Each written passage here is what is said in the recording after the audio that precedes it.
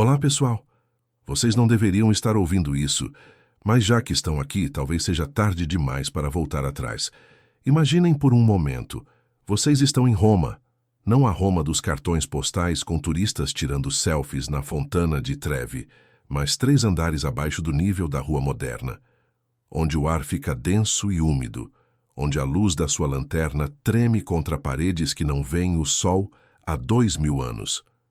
As pedras ao redor de vocês ainda carregam marcas de cinzel. E se prestarem atenção, atenção de verdade, vão perceber algo inquietante. Algumas dessas marcas foram feitas às pressas, como se quem as fizesse estivesse correndo contra o tempo, ou fugindo de algo. Alguns segredos não foram apagados pela história, foram escondidos às pressas, enterrados com tanto cuidado que até o esquecimento parece proposital. Antes de atravessarmos esse corredor de ecos antigos, aproveite para curtir o vídeo e se inscrever no canal. Assim você não perde as próximas histórias naufragadas pelo tempo, mas apenas se sentir que quer continuar explorando esse lado intrigante do passado.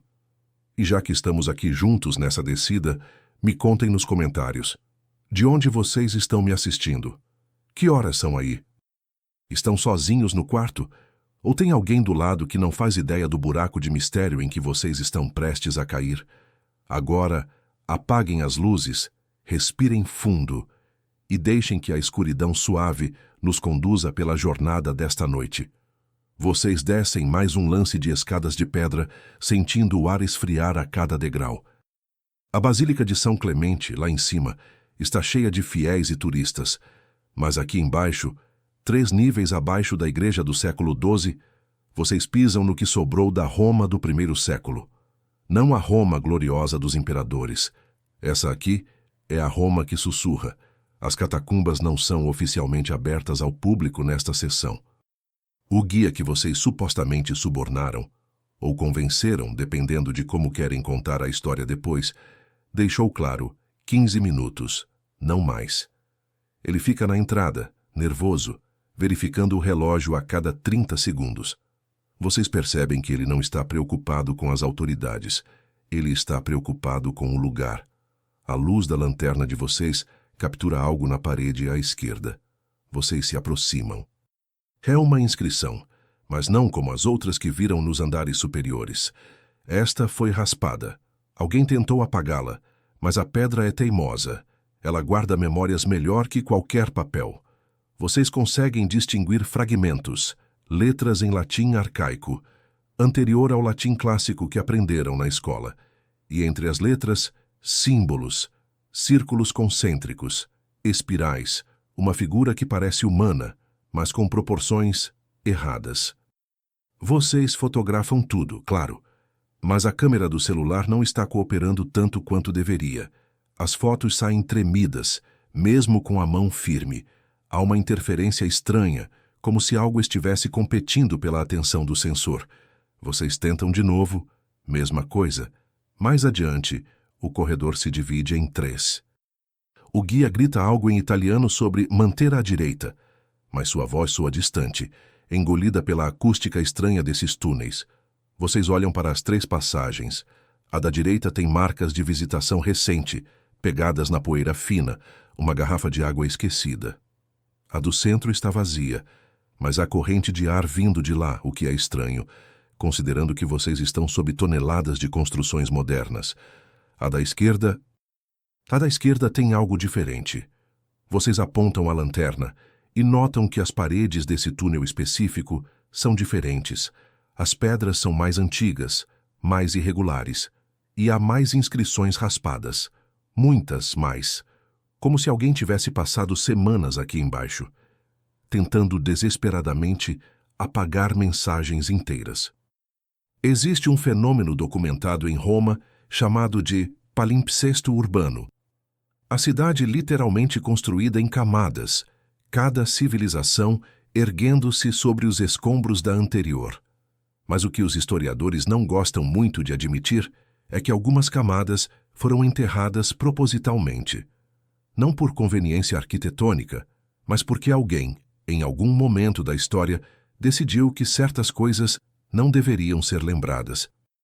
Vocês dão um passo em direção ao túnel da esquerda, depois outro.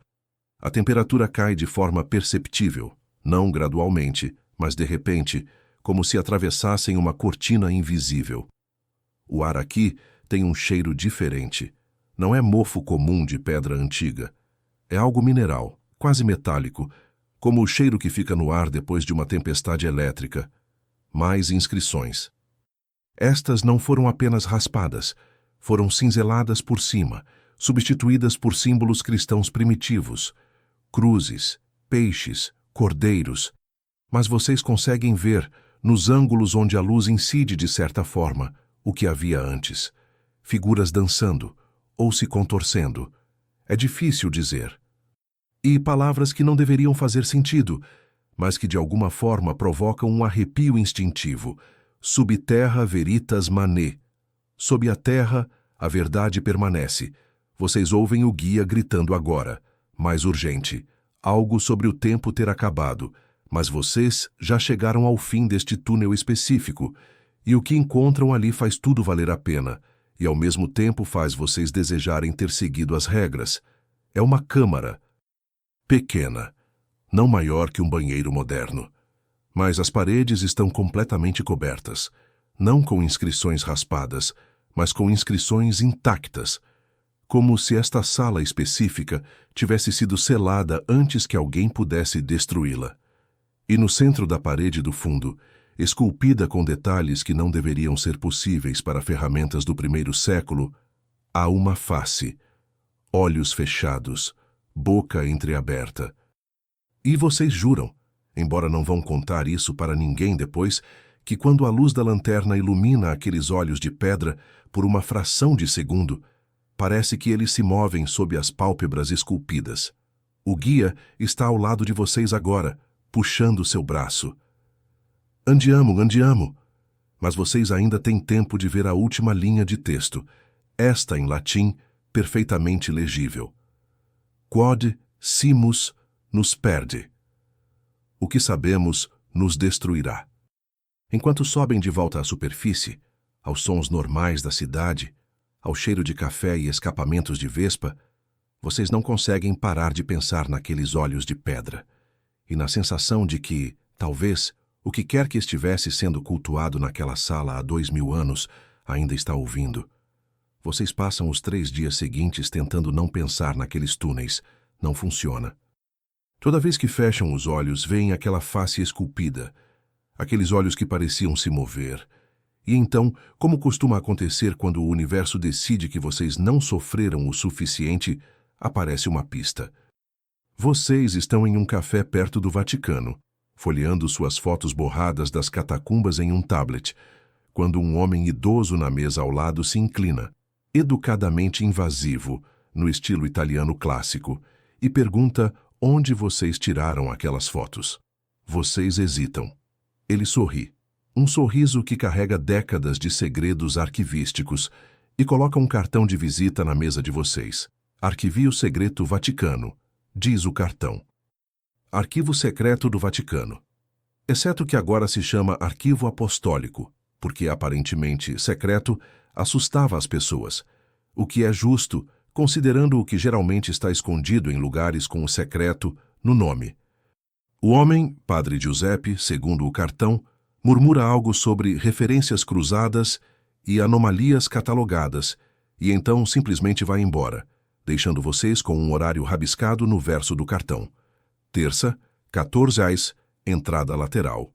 E é assim que vocês se encontram, 3 dias depois, em uma sala que cheira a pergaminho e segredos institucionais, com o Padre Giuseppe colocando um par de luvas brancas nas mãos de vocês. Ele não explicou como conseguiu aprovar sua visita. Vocês não perguntaram. Algumas portas se abrem melhor quando não examinamos as dobradiças muito de perto. Vocês estão procurando a Biblioteca Palatina, ele diz, não como pergunta, mas como confirmação de algo que ele já sabia que vocês procurariam. Ou melhor, o que sobrou das referências a ela. Vocês piscam. A Biblioteca Palatina, a de Augusto. Mas essa foi destruída em um incêndio no século I. Ele interrompe gentilmente. Foi destruída, oficialmente. Mas o interessante sobre bibliotecas imperiais é que elas mantinham catálogos, e alguns desses catálogos sobreviveram em cópias, em citações, em sussurros arquivísticos. Ele coloca um volume encadernado em couro na frente de vocês. A lombada está tão desgastada que não tem mais título. Este é um inventário de 1632, compilado por um cardeal que tinha acesso a documentos que não existem mais, ou que não deveriam existir mais. Vocês abrem o volume com cuidado reverencial. As páginas são manuscritas, a tinta marrom avermelhada, do tipo que pessoas usavam quando penas de ganso eram tecnologia de ponta. A maioria das entradas é mundana, listas de textos filosóficos, cópias de peças gregas, correspondências imperiais. Mas então vocês chegam a uma seção marcada com um símbolo estranho na margem. O mesmo símbolo que viram raspado nas paredes das catacumbas, os círculos concêntricos, a espiral. Aqui, o padre Giuseppe aponta com um dedo que já virou tantas páginas antigas que parece ter absorvido a textura do pergaminho. Vocês veem? A Libri Prohibiti de Origine Urbis. Livros proibidos sobre a origem da cidade. A próxima linha faz vocês lerem 3 vezes para ter certeza. Ocultados por ordem de Divos Augustus, sob pena de morte por revelação. Conteúdo: relatos alternativos da fundação de Roma, mapas de regiões anteriores ao estabelecimento do Lácio, correspondências com povos pré-etruscos, Vocês não são historiadores profissionais, mas sabem o suficiente para entender que isso é problemático. Os etruscos são considerados uma das civilizações fundadoras da Itália antiga. Pré-etrusco seria como alguém encontrar referências a pré-sumérios ou pré-egípcios. Civilizações anteriores àquelas que já considerávamos as primeiras. Por que Augusto ocultaria isso? Vocês perguntam. O padre dá de ombros, mas é o tipo de dar de ombros que carrega bibliotecas inteiras de especulação não dita. Augusto estava construindo uma narrativa. Roma, descendente de Enéas, refugiado de Troia, fundada por Rômulo e Remo, amamentados por uma loba, uma origem mítica, nobre, divina. Se existissem documentos mostrando que Roma era outra coisa, algo mais antigo, mais estranho, menos conveniente para a propaganda imperial. Ele deixa a frase inacabada, o que é muito mais eficaz do que qualquer conclusão poderia ser. Vocês viram a página. Há mais. Sempre há mais. Uma entrada fala de 3 tabulae obscurae. 3 tábuas obscuras, supostamente escritas em uma língua que precedia o latim, o grego e até mesmo o etrusco. Documentos que Augusto teria trancado pessoalmente em uma câmara sob o Palatino, a colina onde os imperadores construíram seus palácios. E então vocês leem algo que faz o ar da sala parecer mais frio. Nota marginal, 1632. O cardeal Barberini ordenou escavações sob as ruínas do Palatino. Encontraram a câmara. Encontraram as tábuas. Foram reseladas por ordem papal. Localização atual, desconhecida. 3 trabalhadores envolvidos na escavação morreram de febre nas semanas seguintes.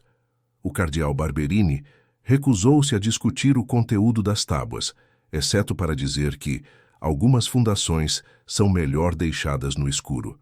Vocês olham para o padre Giuseppe. Ele está assistindo sua reação com interesse clínico. Vocês estão se perguntando se ainda existem, ele diz. As tábuas. Existem? Não oficialmente. Ele fecha o volume, e vocês percebem que isso é tudo que vão conseguir dele por hoje.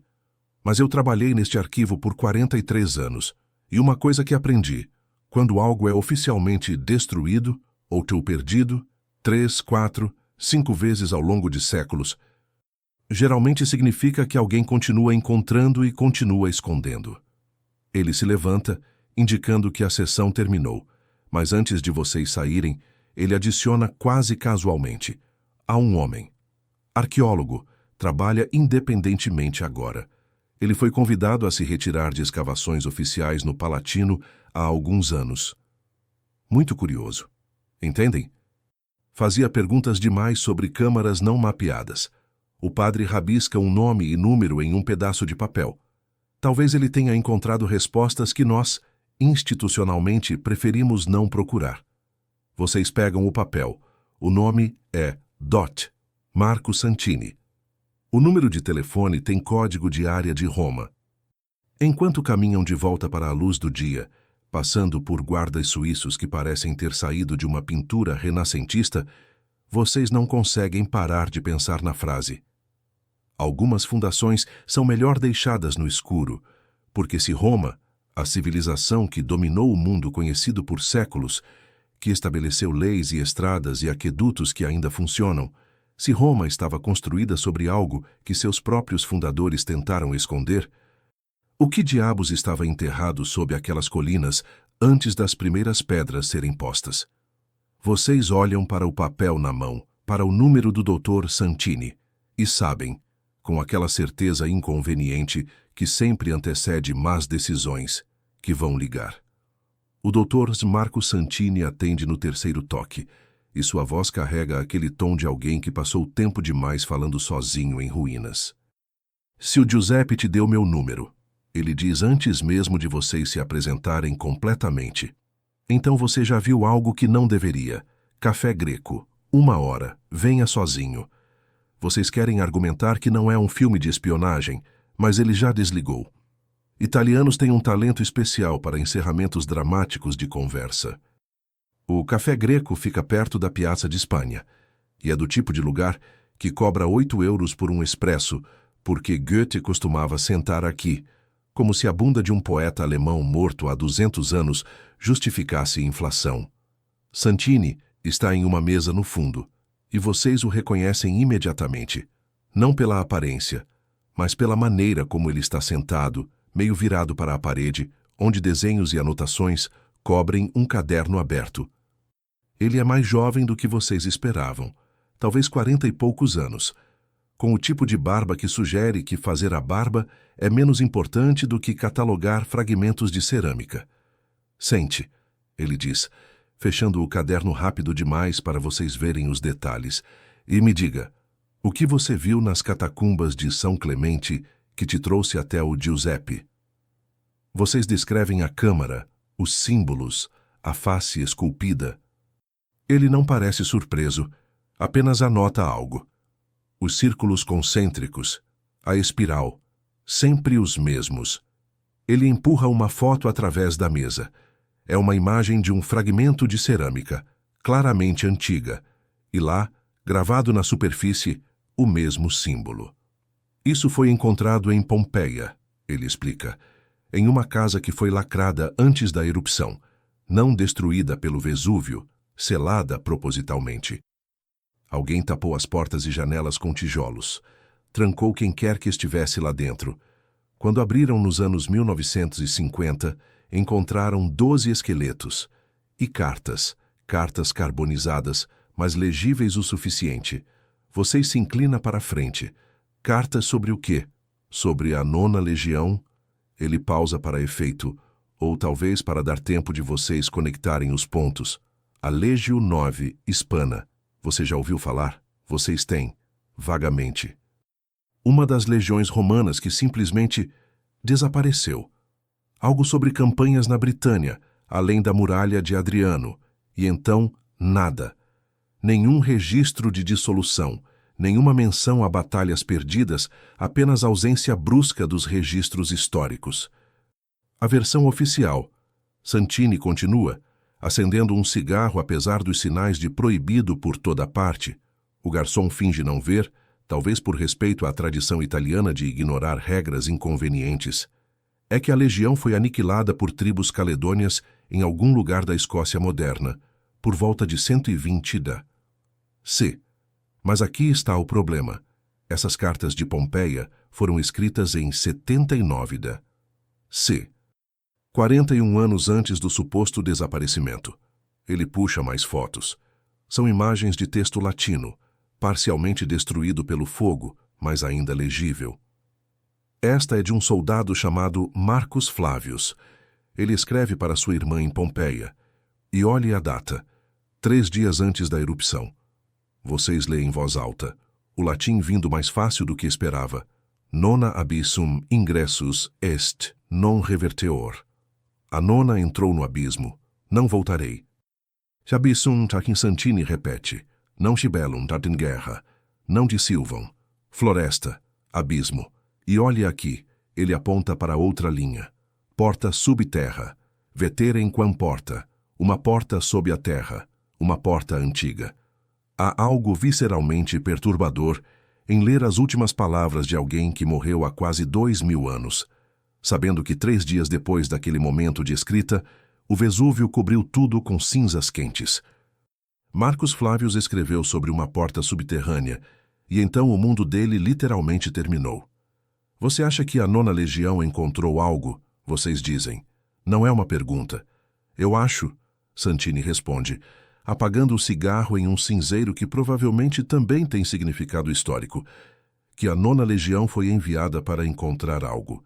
E conseguiu. E que o que quer que tenham encontrado foi tão problemático que Roma inventou uma história de aniquilação bárbara para encerrar o assunto. Ele mostra mais uma foto. Esta é de um documento oficial, armazenado em algum arquivo ao qual ele claramente não deveria ter acesso. Ordem Imperial de Adriano, 122, C. Construção da muralha na Britânia. Mas olhe as instruções específicas para as fundações. Vocês lê. Selar todas as aberturas subterrâneas ao longo do percurso. Nenhuma câmara deve permanecer acessível. Trabalhadores que descobrirem estruturas pré-existentes devem reportar imediatamente e evacuar. Adriano não estava apenas construindo uma muralha para manter os bárbaros fora, Santini diz, e sua voz fica mais baixa, mais intensa. Ele estava selando algo dentro. Ou impedindo que algo saísse. Vocês olham ao redor do café. Turistas rindo, casais tirando fotos, garçons servindo expressos superfaturados. A normalidade toda parece fina de repente, como uma camada de gelo sobre água profunda. Existe um lugar, Santini continua, perto de Carlisle, no norte da Inglaterra, as ruínas de um forte onde a Nona estava estacionada, oficialmente fechado para escavações desde 1987. Mas eu tenho um contato, alguém que trabalhou lá antes do fechamento. Ele me disse que encontraram algo sob os barracões. Um poço, vertical, descendo além do alcance de seus equipamentos. E na borda daquele poço, gravado na pedra, deixe-me adivinhar. Vocês interrompem. Círculos concêntricos, uma espiral. Ele sorri, mas não há alegria naquilo. O mesmo símbolo. E instrumentos modernos detectaram algo estranho vindo daquele poço. Variações de temperatura que não fazem sentido. Anomalias magnéticas. E sons. Gravações que parecem metálicas, ressonantes. Mas quando você toca de volta em velocidade reduzida, começam a soar como vozes. Muitas vozes. Como uma legião inteira gritando de muito, muito longe. O garçom traz outro café que vocês não pediu. Santini acena para ele como se fosse um pedido regular. A questão, ele diz, mexendo açúcar em um líquido que não precisa de açúcar, é por que os símbolos, porque o mesmo símbolo nas catacumbas de Roma, em Pompeia, em um forte romano na Britânia. O que conecta esses lugares? Vocês pensam de volta àquela câmara sob São Clemente, aquela face esculpida, aqueles olhos. O que você acha que a Nona Legião encontrou? Vocês perguntam. Santini fecha o caderno, coloca as fotos de volta em uma pasta. Eu acho que encontraram uma das portas que Roma passou séculos tentando manter fechadas. E eu acho que alguns deles entraram. E que alguns deles... Ele pausa, escolhendo as palavras com cuidado. Talvez ainda estejam tentando sair. Lá fora, Roma continua sendo Roma. Vespas zumbindo, turistas reclamando de preços, pombos disputando migalhas. Mas agora vocês sabem que sob tudo isso, sob as camadas de história aprovada e monumentos aos imperadores mortos, há túneis, poços, portas e talvez, se aquele soldado em Pompeia estava certo, abismos. Santini se levanta para ir embora. Se você realmente quer entender o que aconteceu com a Nona, ele diz, precisa ir mais fundo, literal e figurativamente, e eu conheço um lugar. Ele coloca um endereço na mesa. Está em Roma. Claro que está. Tudo sempre volta para Roma. Amanhã à noite, ele diz, e traga uma lanterna melhor do que aquela que você usou em São Clemente. Onde vamos, até a escuridão tem camadas. O endereço que Santini deu leva vocês a uma área de Roma que não está em nenhum guia turístico. É o tipo de bairro onde as ruas têm nomes que mapas do Google fingem não conhecer completamente. Onde lojas familiares dividem espaço com oficinas que consertam Vespas desde antes da Segunda Guerra Mundial. Vocês chegam às 8 da noite, quando o sol de outono está transformando os edifícios em recortes dourados contra o céu cada vez mais escuro. Santini está esperando em frente a uma porta de metal enferrujado, entre uma lavanderia e uma tabacaria fechada. Ele não está sozinho. Há uma mulher com ele, talvez 35 anos, com aquele tipo de postura que sugere que ela passa mais tempo carregando equipamento pesado do que seria confortável admitir. Cabelo escuro preso em um rabo de cavalo prático, jaqueta cheia de bolsos. O tipo de pessoa que provavelmente tem pelo menos 3 tipos diferentes de lanterna na bolsa. Esta é Helena. Santini apresenta. Engenheira de som, especializada em... Bem, você vai entender quando descermos. Helena acena com a cabeça, mas não oferece aperto de mão. Ela está ocupada verificando algum equipamento em uma mochila aos seus pés. O tipo de aparelhos com mostradores e fios que parecem pertencer a um filme de caça-fantasmas de baixo orçamento, exceto que vocês têm a sensação inquietante de que isso é muito mais científico e muito menos ficcional. Onde estamos exatamente? Vocês perguntam. Sobe o Coliseu, Santini responde, destravando a porta de metal com uma chave que parece ter sido moldada na época em que César estava vivo. Bem, não diretamente embaixo, mas como na mesma rede de túneis, os hipogeus, os níveis subterrâneos onde gladiadores e animais esperavam. Esses são abertos para turistas, mas há partes mais profundas. Partes que conectam com sistemas de drenagem romanos, com antigas pedreiras, com coisas que ninguém tem certeza de quando ou por que foram construídas. A porta range aberta, revelando escadas descendo em um ângulo que desafia a engenharia moderna. As paredes são tijolos romanos genuínos, desgastados por tanto tempo que parecem mais uma sugestão de parede do que uma estrutura sólida. O ar que sobe tem aquele cheiro mineral que vocês já estão começando a associar com segredos antigos. Terra úmida, pedra antiga e algo mais.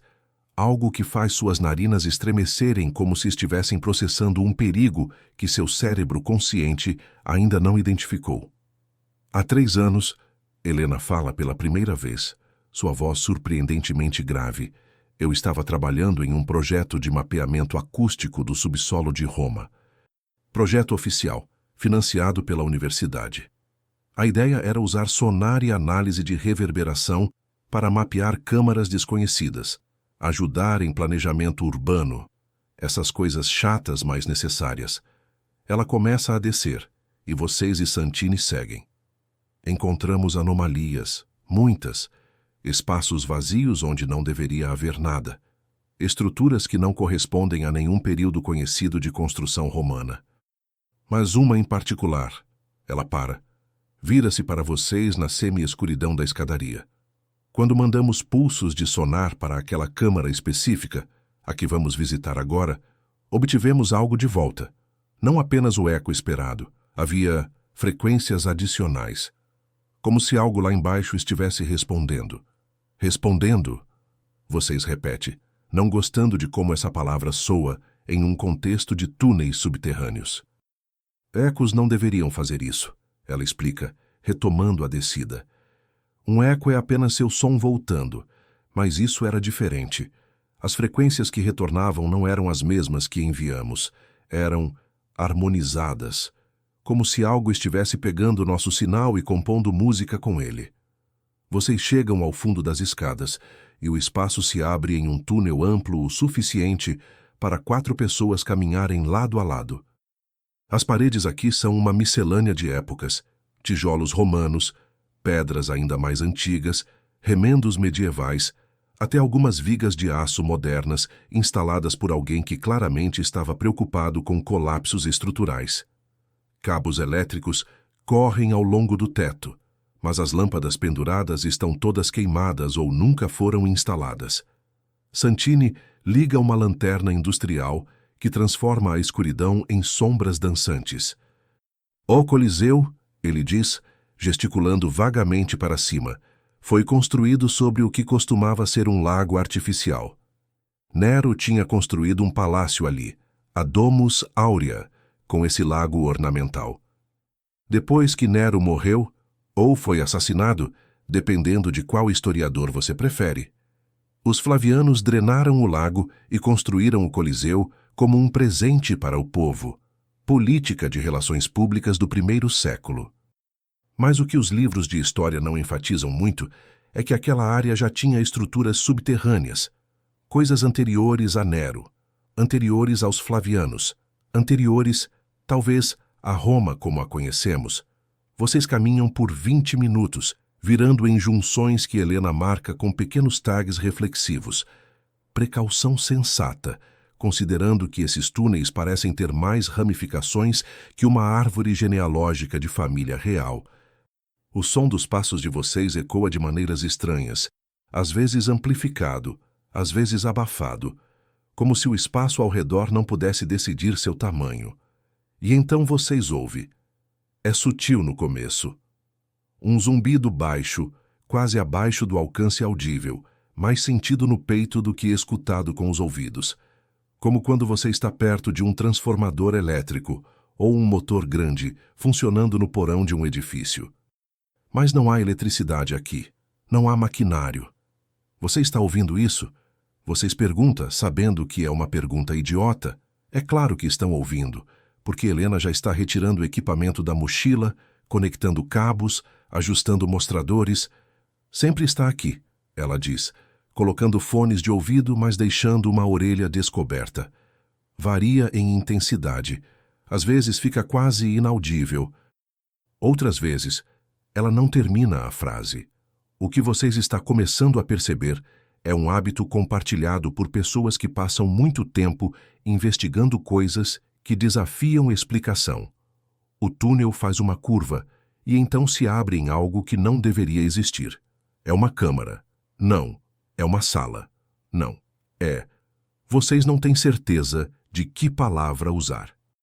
O espaço é circular, talvez 20 metros de diâmetro, com um teto abobadado que desaparece na escuridão acima do alcance das lanternas. As paredes são cobertas, completamente cobertas, com esculturas. Relevos complexos mostrando figuras, símbolos, cenas que seus olhos têm dificuldade em processar, porque continuam parecendo mudar dependendo do ângulo da luz. E no centro da câmara há uma abertura, não um poço, não exatamente. É mais como se alguém tivesse cortado um círculo perfeito no chão de pedra, bordas tão precisas que parecem ter sido feitas com laser, não com ferramentas antigas. Vocês se aproximam cautelosamente e o zumbido fica mais alto, definitivamente vindo de baixo. Não se aproxime muito da borda, Santini avisa. Não é do tipo de aviso que ele dá levianamente. Vocês param-se 1 metro de distância e aponta sua lanterna para baixo. O feixe desaparece na escuridão sem iluminar nada. É como apontar luz para o espaço. Ela simplesmente se perde, engolida por algo tão profundo que sua lanterna pode muito bem ser uma vela. E quanto profundo é? Vocês perguntam. Não sabemos, Helena responde, configurando o que parece ser um microfone direcional em um tripé, apontando para a abertura. Equipamento de sonar diz 200 metros. Então, 300. Então, perde o sinal. Jogamos pedras com câmeras amarradas. As câmeras param de transmitir depois de certo ponto. Não porque quebram, porque o sinal simplesmente termina. O zumbido muda, sobe meio tom, depois desce de novo, como uma nota sendo mantida por uma voz impossível. E então vocês percebem algo que faz seu couro cabeludo formigar. Há um ritmo, sutil, mas presente, como uma pulsação, como uma respiração. As paredes, vocês diz, apontando a lanterna para os relevos. Esses símbolos são os mesmos, Santini confirma. Círculos concêntricos, espirais, e olhe aqui. Ele ilumina uma seção que mostra figuras humanoides descendo em algo que parece escadas ou talvez uma rampa espiralada. Isso foi esculpido há pelo menos 2000 anos, mas conta uma história. Pessoas descendo. E aqui Mouse ele move a luz para outra seção, o que parece ser as mesmas pessoas, mas voltando, exceto que não são mais as mesmas. Vocês olham mais de perto. Ele está certo.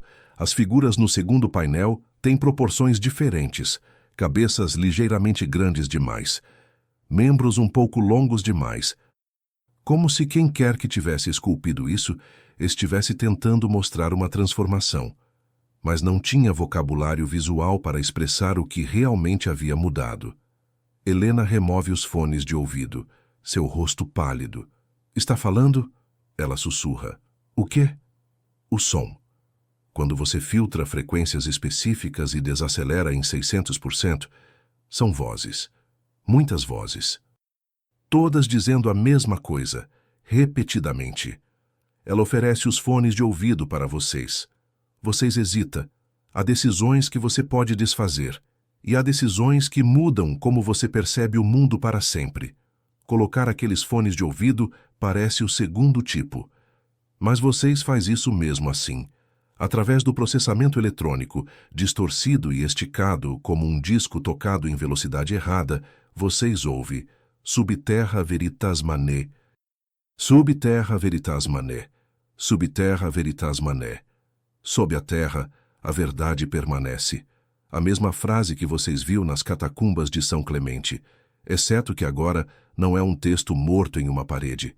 É uma voz, centenas de vozes, milhares talvez, todas vindo de baixo. Vocês removem os fones de ouvido mais rápido do que pretendia, e eles caem no chão de pedra com um som plástico que ecoa de forma antinatural pela câmara. Ninguém se move para pegá-los. Helena está ocupada olhando para os mostradores de seus equipamentos como se eles tivessem acabado de trair uma confiança fundamental. Santini está parado perto da borda da abertura, não olhando para baixo, mas para as paredes, lendo os relevos como se fossem um livro que ele já leu 1000 vezes, mas continua esperando encontrar um parágrafo diferente. Quanto tempo isso está aqui? Vocês perguntam, e sua voz sai mais fina do que gostaria. A câmara? Santini não desvia o olhar das esculturas. Difícil dizer. A técnica de escultura não corresponde a nenhum período romano conhecido. Não é etrusca, não é grega.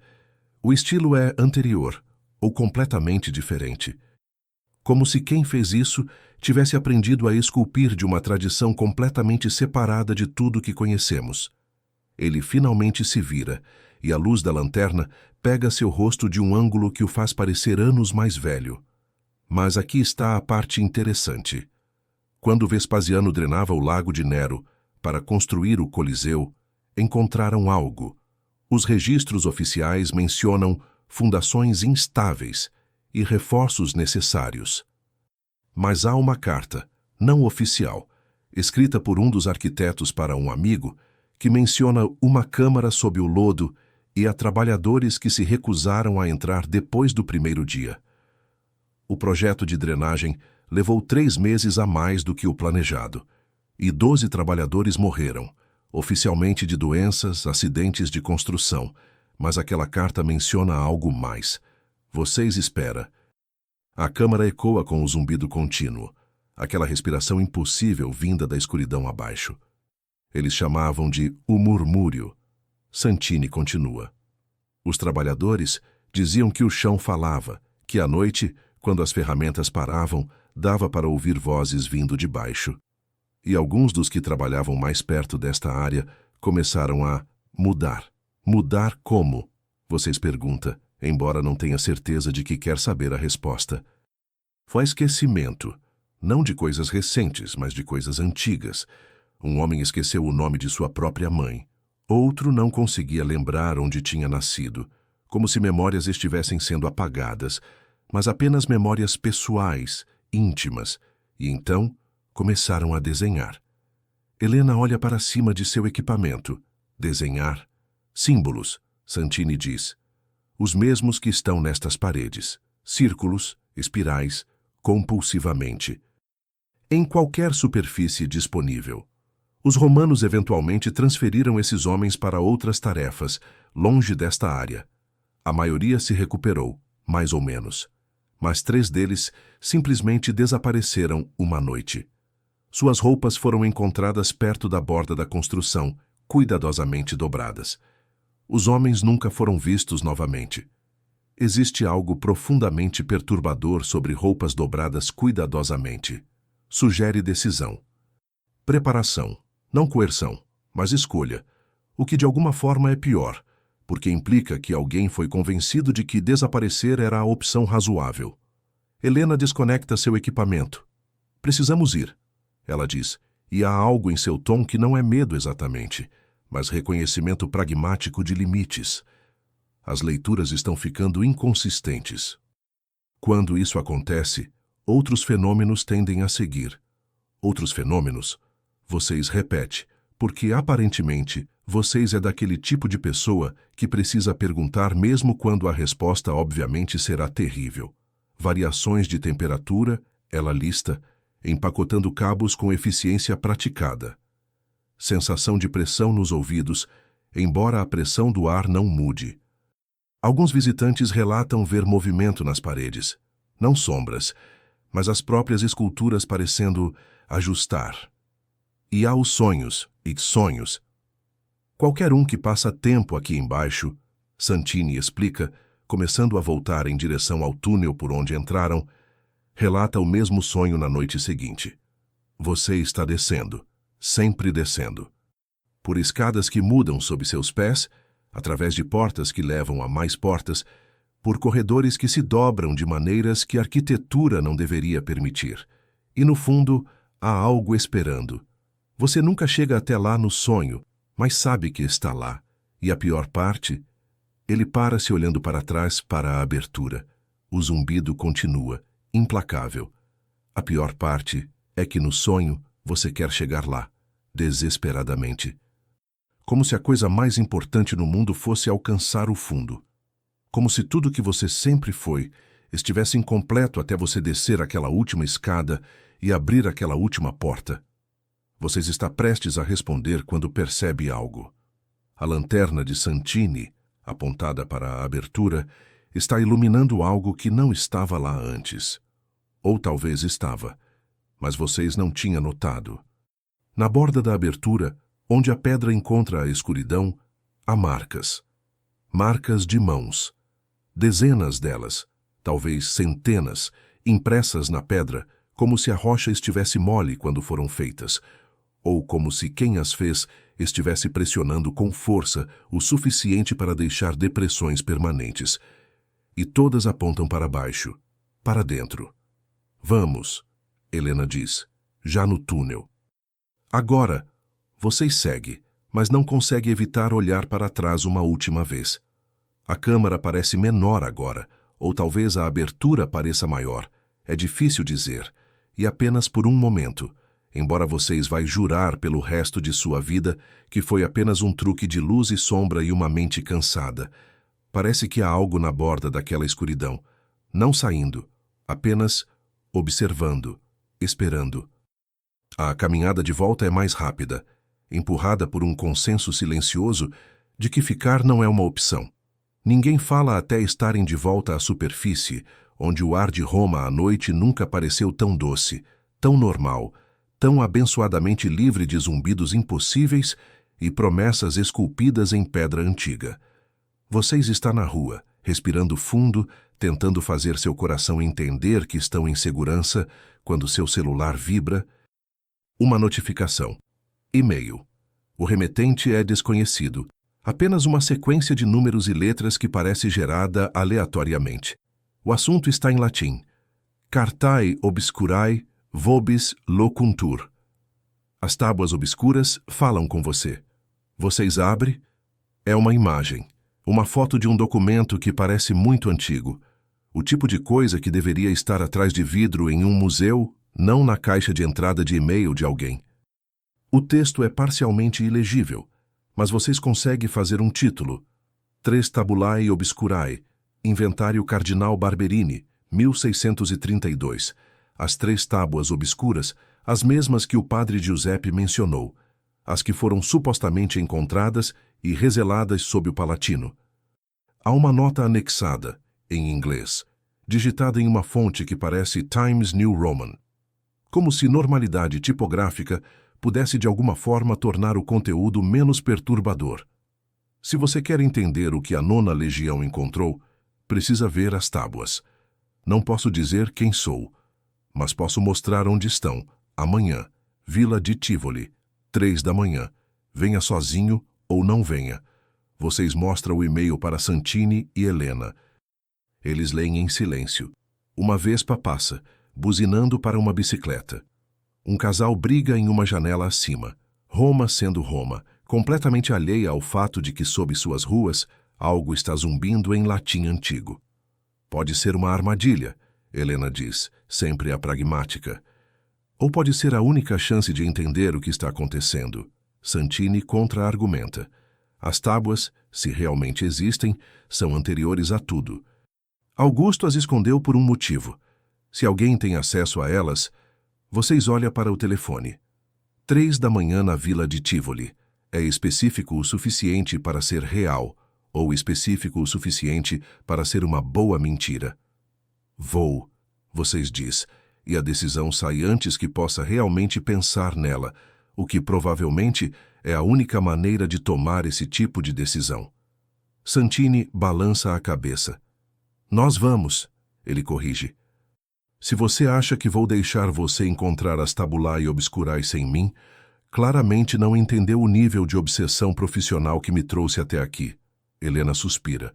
O suspiro de alguém que já tomou a decisão, mas quer que fique registrado que ela sabe que é uma péssima ideia. Alguém precisa registrar isso cientificamente, ela diz. E eu não confio em nenhum de vocês dois para operar equipamento de gravação adequadamente. E é assim que, 12 horas depois, vocês se encontram dirigindo na escuridão pré-amanhecer em direção a Tivoli, onde uma vila imperial espera com segredos enterrados há 2000 anos. E em algum lugar muito abaixo de Roma, aquele zumbido continua. Sempre continua. Subterra, veritas manet. Sob a terra, a verdade permanece. E talvez vocês pensem enquanto a cidade desaparece no espelho retrovisor. O problema não seja que a verdade permanece. O problema é que ela está esperando. A Vila Adriana em Tivoli é diferente às 3 da manhã. Durante o dia, é um sítio arqueológico turístico, completo com placas explicativas e vendedores de gelato nas proximidades.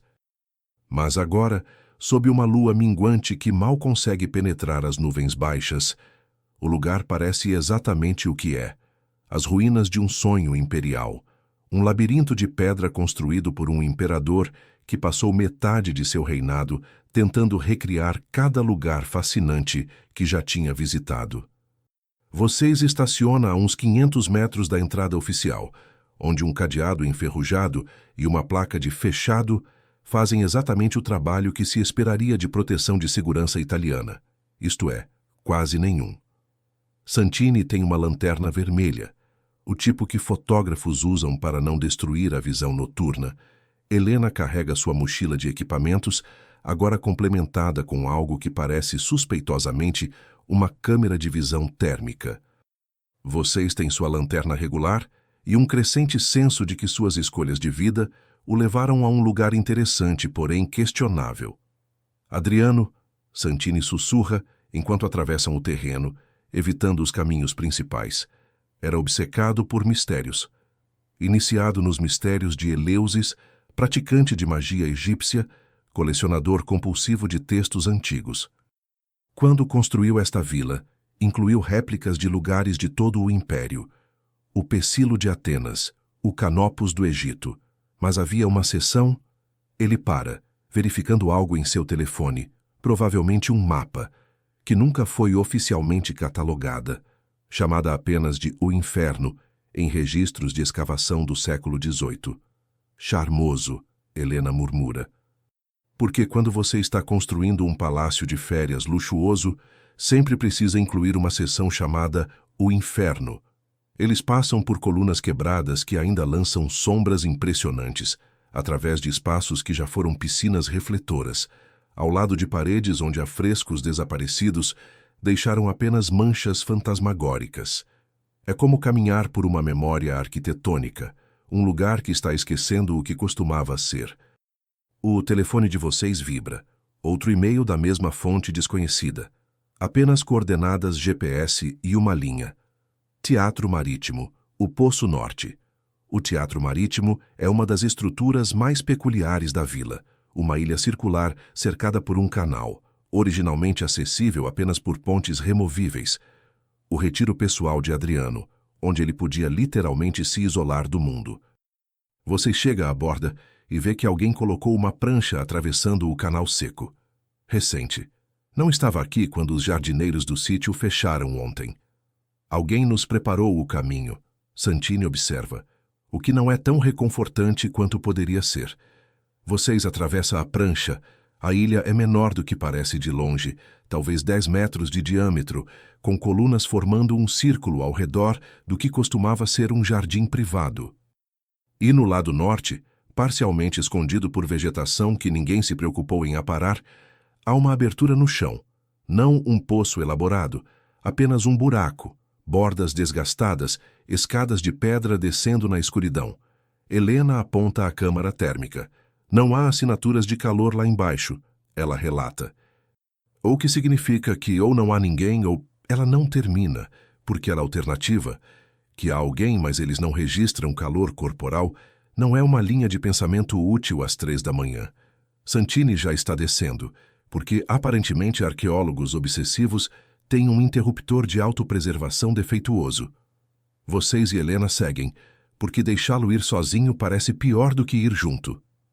As escadas são íngremes, desgastadas no centro por pés antigos, e descem muito mais do que deveriam. A Vila Adriana já é em parte subterrânea, construída aproveitando o terreno natural. Mas isso vai além. Vocês contam 50 degraus, depois 100. Depois para de contar porque está mais preocupado em não tropeçar. Finalmente, as escadas terminam em uma passagem que é claramente mais antiga que qualquer coisa que Adriano construiu. As paredes aqui não são tijolos romanos organizados, mas blocos irregulares de pedra que se encaixam sem argamassa, cada um cortado em um formato único, mas, de alguma forma, criando um ajuste perfeito. É o tipo de alvenaria que vocês já viu em fotos de sítios pré-históricos, técnicas que civilizações posteriores não conseguiram replicar. Adriano não construiu isso, Santini sussurra, passando a mão pelas juntas entre as pedras. Ele encontrou, e construiu sua vila em cima disso propositalmente. A passagem se abre em uma câmara, e ali, esperando, há uma figura. Vocês se assusta, meio tropeça. Helena levanta a câmera instintivamente, como se pudesse se defender com tecnologia.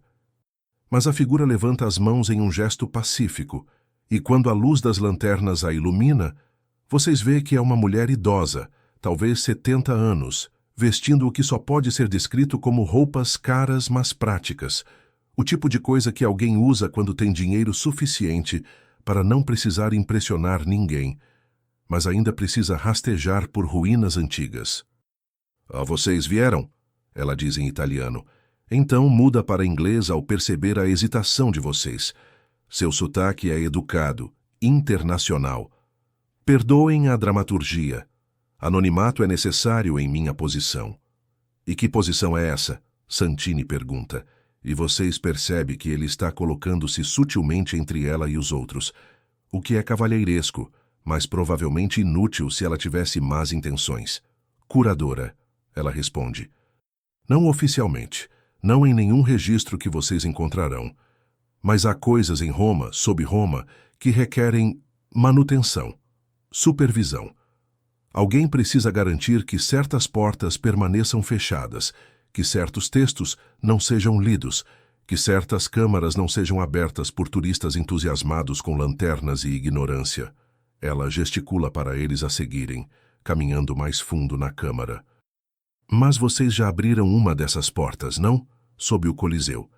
Vocês ouviram o murmúrio, e agora não podem parar, porque esse é o efeito. Uma vez que você ouve, precisa entender. É como um anzol no cérebro. As tabulae obscurae. Santini diz, você tem elas?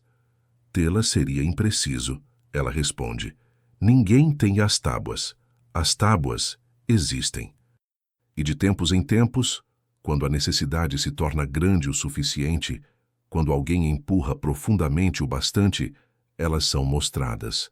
Não por bondade, mas porque às vezes a única maneira de fazer alguém parar de procurar é mostrar a eles por que pararam de procurar originalmente. Ela para diante de uma parede que parece, à primeira vista, sólida. Então pressiona uma pedra específica e a parede, porque é claro que há uma parede secreta, porque aparentemente toda pedra antiga em Roma esconde outra pedra mais antiga. Desliza para o lado com um som de trituração que ecoa pelas profundezas. Atrás dela há um nicho, e no nicho, sobre o que parece ser um pedestal de pedra preta que absorve luz em vez de refletir, há 3 objetos. Não são tábuas como vocês imaginou.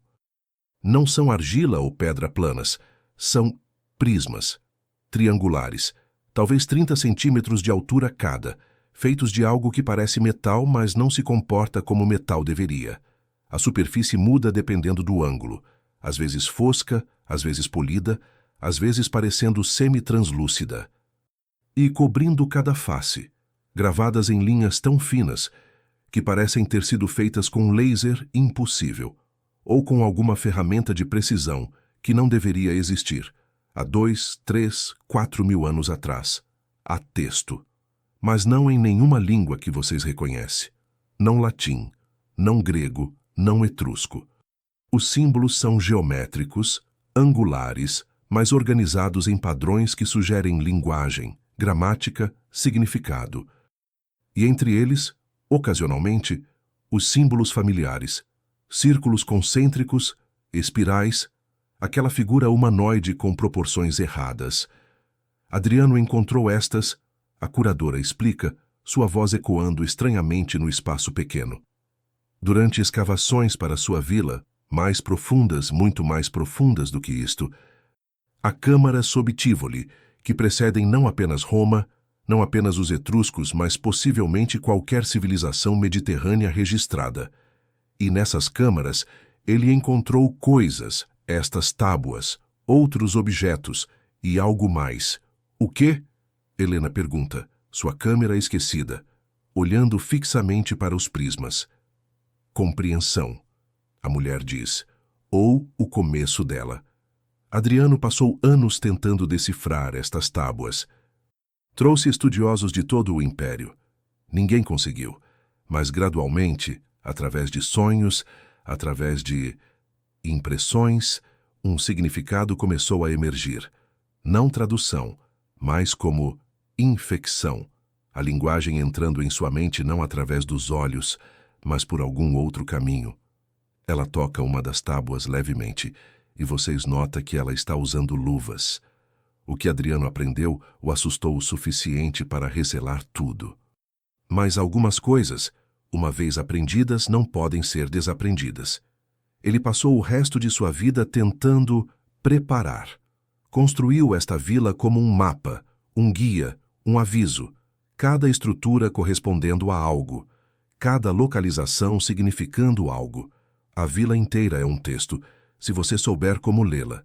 Santini está circulando as tábuas, não tocando, apenas olhando. O que elas dizem? A curadora sorri, mas não há humor nisso. Vocês querem a versão poética ou a versão aterrorizante? Porque são a mesma coisa. As tábuas contam uma história, a história de Roma, não a Roma que Rômulo fundou em 753 a.C., a Roma anterior. A Roma que sempre esteve aqui, sob nossos pés, esperando. As tábuas dizem que esta terra, este lugar específico onde a cidade foi construída, era conhecida muito antes. Era um local sagrado, ou um local amaldiçoado. Talvez não haja diferença. Ela aponta para símbolos específicos em uma das tábuas. Este padrão aqui aparece repetidamente. Nossa melhor interpretação, e entenda, interpretação está fazendo muito trabalho pesado, é que ele descreve camadas. Não camadas geológicas, camadas de realidade. Como se o que experimentamos como mundo sólido fosse apenas a superfície, e sob ele há outros lugares, outros tempos, e às vezes esses lugares sangram um no outro. A nona legião, vocês diz de repente, conectando pontos. Eles encontraram uma dessas sangrias? A curadora balança a cabeça lentamente. Na Britânia, além da muralha de Adriano, que note, já Adriano construiu depois de estudar estas tábuas, há locais onde a barreira entre camadas é particularmente fina. A legião foi enviada para mapear essas áreas, selar o que pudesse ser selado. Mas alguns deles foram longe demais. Encontraram uma abertura e desceram. E Helena pressiona. E alguns voltaram, mas não como eram. O Império os executou discretamente. Não por traição, por contaminação, por saberem coisas que humanos não deveriam saber. O resto da legião foi oficialmente dissolvida, os registros destruídos, a história reescrita como aniquilação bárbara. O ar na câmara parece mais espesso de repente. Vocês olham para as tábuas, para aqueles símbolos alienígenas, e têm a sensação horrível de que eles estão olhando de volta. Por que nos mostrar isso? Santini pergunta. Se é tão perigoso, por que? A curadora interrompe. Vocês precisam entender o suficiente para parar. O que está sob Roma não é um quebra-cabeça para resolver, é uma contenção para manter. E há sinais de que a contenção está enfraquecendo. Ela olha diretamente para vocês. O murmúrio que ouviram sob o Coliseu está ficando mais alto. Câmaras que estavam seladas por séculos estão abrindo espontaneamente. E há outros não como vocês, curiosos, empurrando, procurando. Cada pessoa que desce, cada porta que abre, torna a barreira um pouco mais fina. Então o que fazemos? Vocês perguntam. Vocês param. Ela diz simplesmente. Esquecem. Vivem suas vidas. Deixam Roma manter seus segredos. Mas mesmo enquanto ela diz isso, todos na Câmara sabem que é tarde demais para isso, porque alguns anzóis, uma vez presos, não saem mais. Vocês não esquecem. É claro que não esquece. Nos 3 dias seguintes, tenta voltar à normalidade turística de Roma, visita a Fontana di Trevi, come carbonara que custa muito, tira fotos do Panteão, mas é tudo teatro. Sua mente está presa naquelas tábuas, naqueles símbolos que pareciam se mover quando você não estava olhando diretamente, naquela voz processada dizendo subterra veritas manet em loop infinito. E então, na 4ª manhã, Santini liga. Sua voz tem aquela qualidade tensa de alguém que não dormiu, ou dormiu, mas desejaria não ter. Preciso te mostrar algo. Não pelo telefone. Café de sempre. 1 hora. Quando você chega, ele já está lá, com um laptop aberto, e aquela expressão que pessoas desenvolvem quando encontram exatamente o que procuravam, mas descobrem que isso apenas revela um problema maior. Helena está com ele, mexendo em um expresso que já deve estar frio. Lembra que eu mencionei, Santini começa sem preâmbulo, que alguns trabalhadores durante a construção do Coliseu começaram a desenhar compulsivamente. Os símbolos? Vocês acenam. Difícil esquecer. Bem, não parou no 1º século. Ele vira o laptop. Na tela há uma série de fotografias, páginas de diários, paredes de celas, guardanapos rabiscados. Todas cobertas com as mesmas espirais, os mesmos círculos concêntricos. Isto é de 1943. Soldado britânico estacionado em Roma durante a ocupação. Começou a desenhar isso depois de passar uma noite em um abrigo antiaéreo perto do Coliseu. Isto, ele desliza para a próxima imagem, é de 1876. Arqueólogo francês trabalhando em escavações no Fórum. Isto é de 1523, margens de um manuscrito no Vaticano. A isto é de... se entendi. Vocês interrompem. É recorrente. Pessoas expostas a essas áreas ficam infectadas? Contaminadas. Helena corrige. E não é apenas desenhar. Há padrões nos relatos, perda de memória pessoal, sonhos de descida. E, eventualmente, em casos graves, uma compulsão para retornar, para ir mais fundo. Ela puxa papéis de uma pasta. Comecei a rastrear desaparecimentos não resolvidos em Roma nos últimos 200 anos. Filtrei por pessoa vista pela última vez perto de sítios arqueológicos, sem histórico de instabilidade mental, desaparecimento durante noite ou madrugada. Sabe quantos encontrei? Vocês balançam a cabeça. 143. Ela deixa o número pairar. 143 pessoas que simplesmente desapareceram. E em 62 casos, roupas foram encontradas, cuidadosamente dobradas, perto de entradas para áreas subterrâneas. Há algo sobre roupas dobradas que continua sendo profundamente perturbador, sugere ritual, preparação intencional para algo. E tem mais, Santini adiciona, claramente tendo guardado o pior para o final. Herculano. Lembra que eu mencionei cerâmica com os símbolos, encontrada em uma casa selada antes da erupção do Vesúvio? As cartas, vocês diz, sobre a 9ª Legião. Exato. Bem, fui mais fundo nos arquivos sobre aquela casa e encontrei algo que não foi amplamente publicado, porque ninguém sabia o que fazer com isso. Ele mostra outra imagem.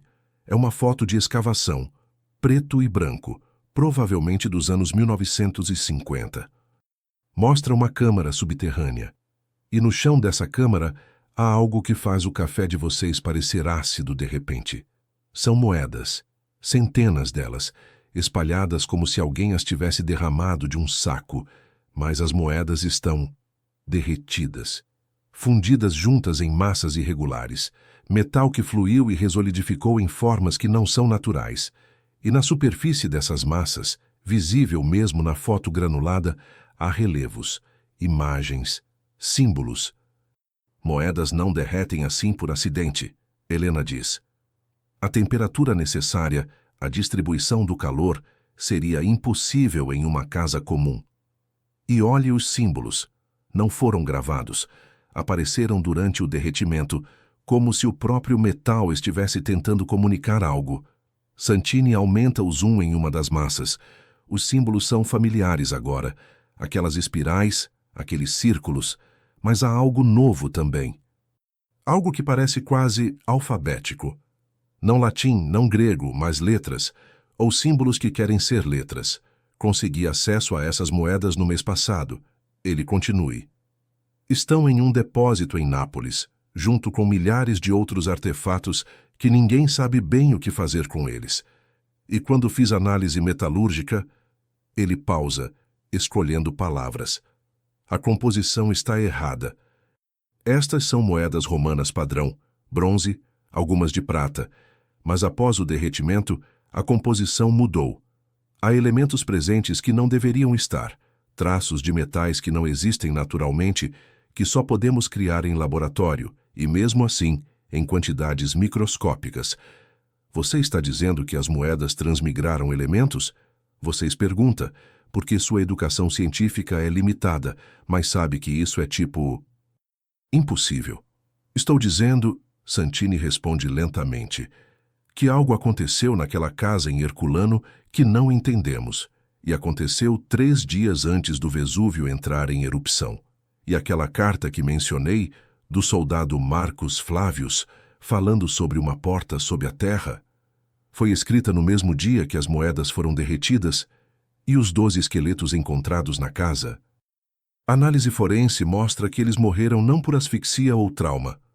Eles morreram de, e eu estou citando o relatório aqui, parada simultânea de todas as funções biológicas, sem causa aparente, como se algo simplesmente desligasse seus corpos ao mesmo tempo. Vocês empurram o café para longe.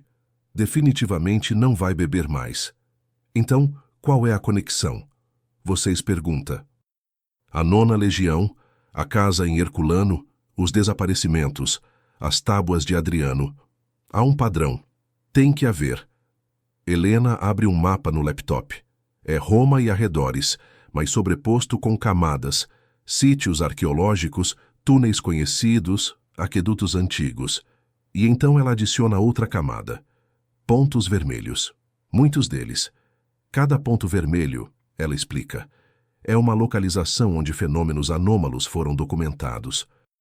Não estou falando de histórias de fantasmas ou lendas urbanas, variações magnéticas medíveis, anomalias acústicas, leituras de temperatura inexplicáveis, todos registrados oficialmente por várias instituições ao longo dos anos, mas tratados como curiosidades isoladas. Os pontos vermelhos não são aleatórios.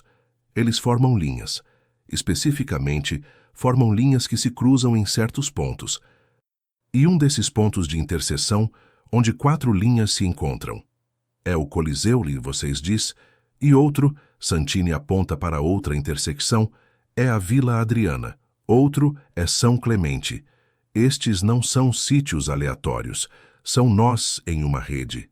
Uma rede que estava aqui antes de Roma, antes dos etruscos, possivelmente antes de qualquer coisa que reconheceríamos como civilização.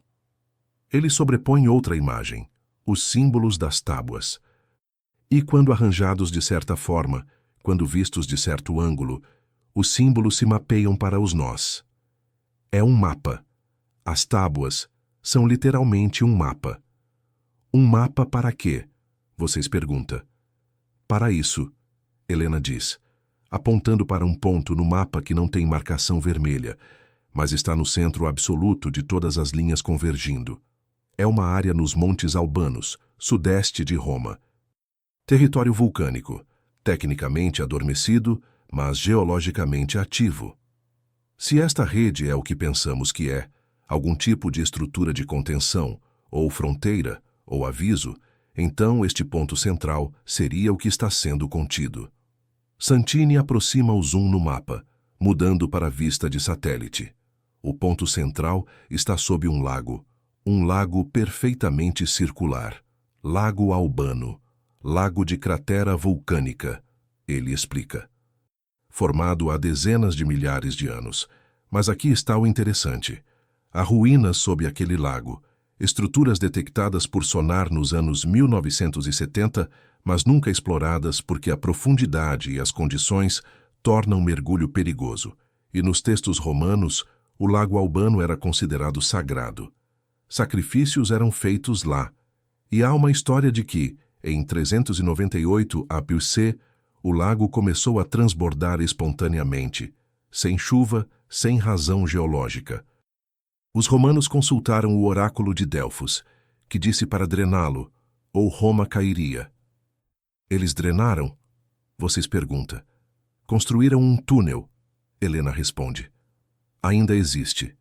1,5 km de comprimento, escavado através de rocha vulcânica sólida, com tecnologia do século V a.C. É uma maravilha da engenharia, mas também é estranhamente específico. Como se não fosse sobre controle de inundação, mas sobre controlar outra coisa. Vocês olham para o mapa, para aquele ponto central, para todas aquelas linhas convergindo. Você acha que há algo lá embaixo, sob o lago? Eu acho, Santini diz, fechando o laptop com finalidade, que há um motivo pelo qual Roma foi fundada exatamente onde foi. Não por vantagem estratégica ou conveniência comercial, embora essas sejam as explicações oficiais, mas porque este local, estas 7 colinas específicas, está posicionado para vigiar algo, ou selá-lo. E tudo o que encontramos, as catacumbas, as tábuas, o murmúrio, os desaparecimentos, são sintomas de que o selo está falhando. Seu telefone toca, todos pulam, porque os nervos estão afiados demais. É um texto de número desconhecido. Apenas coordenadas. E uma palavra, hoje. As coordenadas marcam uma localização às margens do Lago Albano. Vocês mostram para os outros. Ninguém fala por um longo momento. Fora do café, Roma continua sua rotina. Turistas, vespas, vendedores ambulantes de bugigangas de gladiador, feitas na China. Toda aquela normalidade brilhante construída sobre camadas de mistério. Poderíamos não ir, Helena diz, mas seu tom deixa claro que ela já está mentalmente empacotando o equipamento. Poderíamos Santini concorda. Poderíamos ir para casa, escrever alguns artigos acadêmicos obscuros, morrer sem saber. Eles olham para vocês, porque de alguma forma, ao longo desta jornada cada vez mais estranha, você se tornou o ponto de decisão. O centro de gravidade deste pequeno grupo de pessoas, muito intencionadas, tentando entender coisas que civilizações inteiras decidiram não entender. Vocês pensam naquelas vozes processadas, naquelas roupas cuidadosamente dobradas, nos olhos de pedra que pareciam se mover. Vamos, vocês diz, e todos sabem sem precisar dizer que, independente do que encontrarem às margens daquele lago antigo, eles já cruzaram uma linha. Já foram longe demais para voltar. O anzol está bem preso agora. O lago Albano é surpreendentemente bonito à tarde, o que de alguma forma torna tudo pior. Lagos associados com mistérios antigos e contenções geológicas deveriam ser sombrios e ameaçadores, não banhados em luz dourada, com famílias fazendo piqueniques nas margens. Mas aqui está, um disco perfeito de água azul cercado por colinas verdes, com vilarejos pitorescos se agarrando às encostas como se não houvesse nada de incomum sobre morar literalmente em cima de um vulcão adormecido que pode ou não estar selando algo que Roma antiga temia.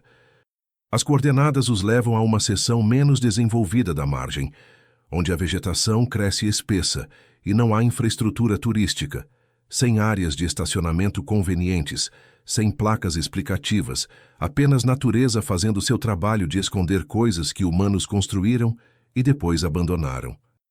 Vocês estacionam em uma estrada lateral e caminham os últimos 200 metros, através de arbustos que parecem pessoalmente ofendidos por sua presença.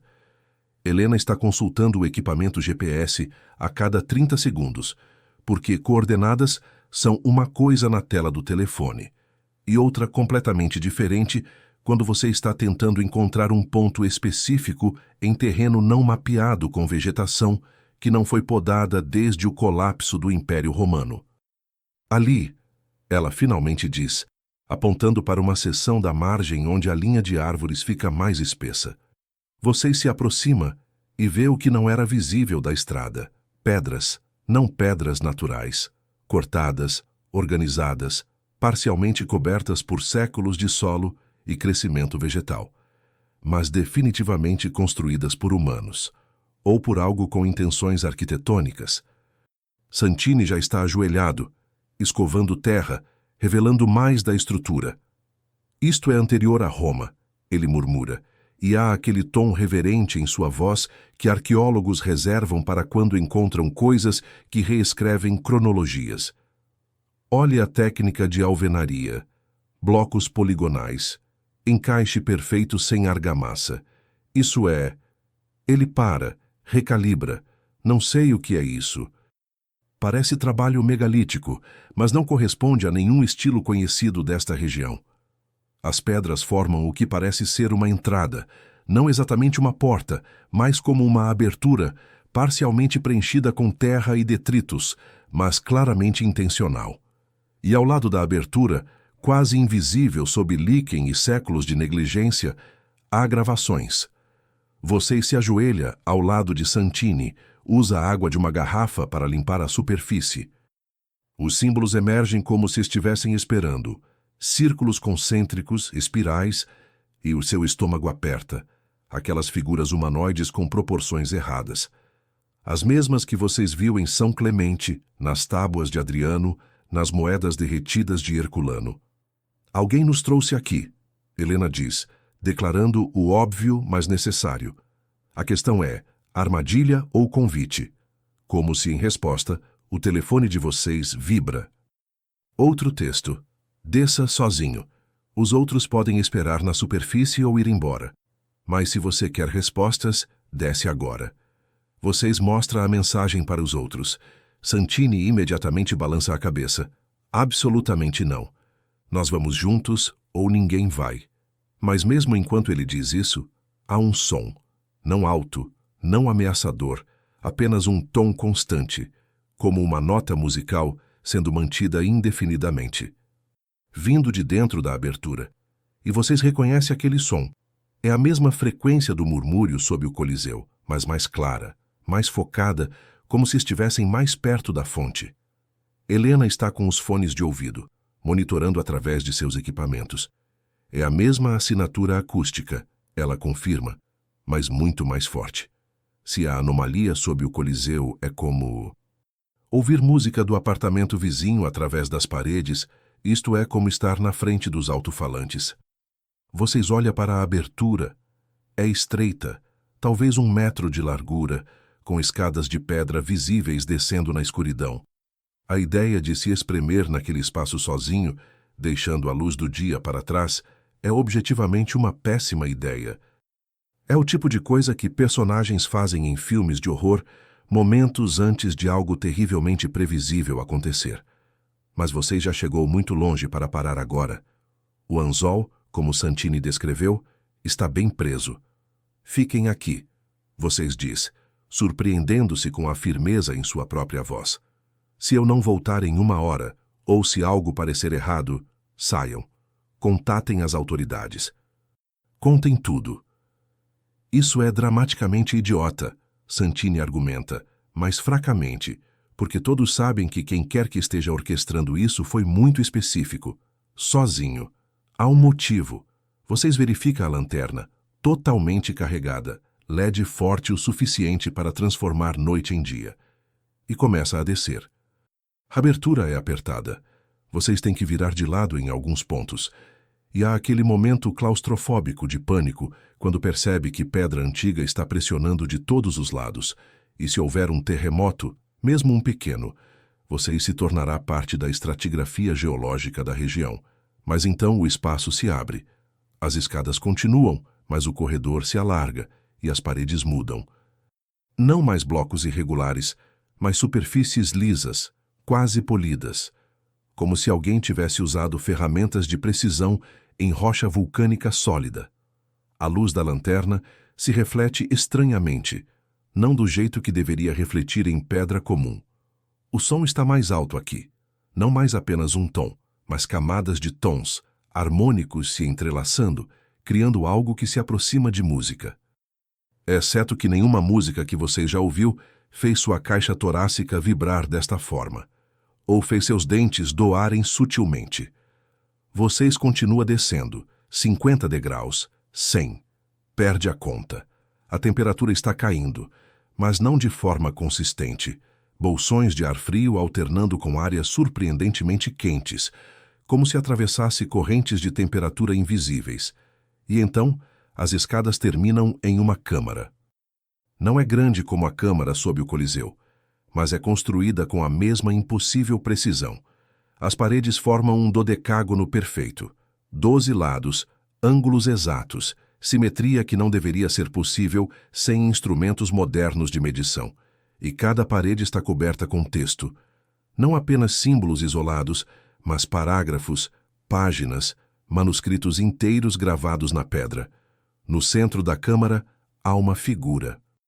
Você se assusta, lanterna tremendo por um segundo, mas então percebe que é a mesma mulher idosa da Vila Adriana, a curadora. Ela está de pé ao lado de algo que parece uma mesa de pedra, e nessa mesa há objetos que fazem as tábuas de Adriano parecerem souvenirs de loja de museu. Você veio, ela diz, e não parece surpresa. Sozinho, como pedido. Bom, alguns conhecimentos são contagiosos. Melhor limitá-los quando possível. Quem é você? Vocês perguntam, porque já passou da hora de questões básicas. Meu nome não importa, ela responde. Nomes são etiquetas temporárias. Eu sou. Pense em mim como bibliotecária ou carcereiro. Dependendo da perspectiva, ela gesticula para as paredes. Esta câmara foi construída aproximadamente 3.200 anos atrás, não pelos romanos, não pelos etruscos. Por um povo que não tem nome em nenhum livro de história, porque eles intencionalmente apagaram a si mesmos dos registros, não através de guerra ou desastre, mas por escolha, porque aprenderam algo que os convenceu de que continuar como espécie era imprudente. Vocês olham para as paredes, para aquele texto impossível. O que eles aprenderam? Que realidade, ela diz lentamente, escolhendo cada palavra como se fosse uma ferramenta cortante. Não é estável. Que o que experimentamos como mundo sólido, com leis físicas consistentes, é mais como uma crosta, e sob essa crosta há camadas, lugares onde as regras são diferentes, onde tempo funciona diferente, onde consciência se comporta diferente.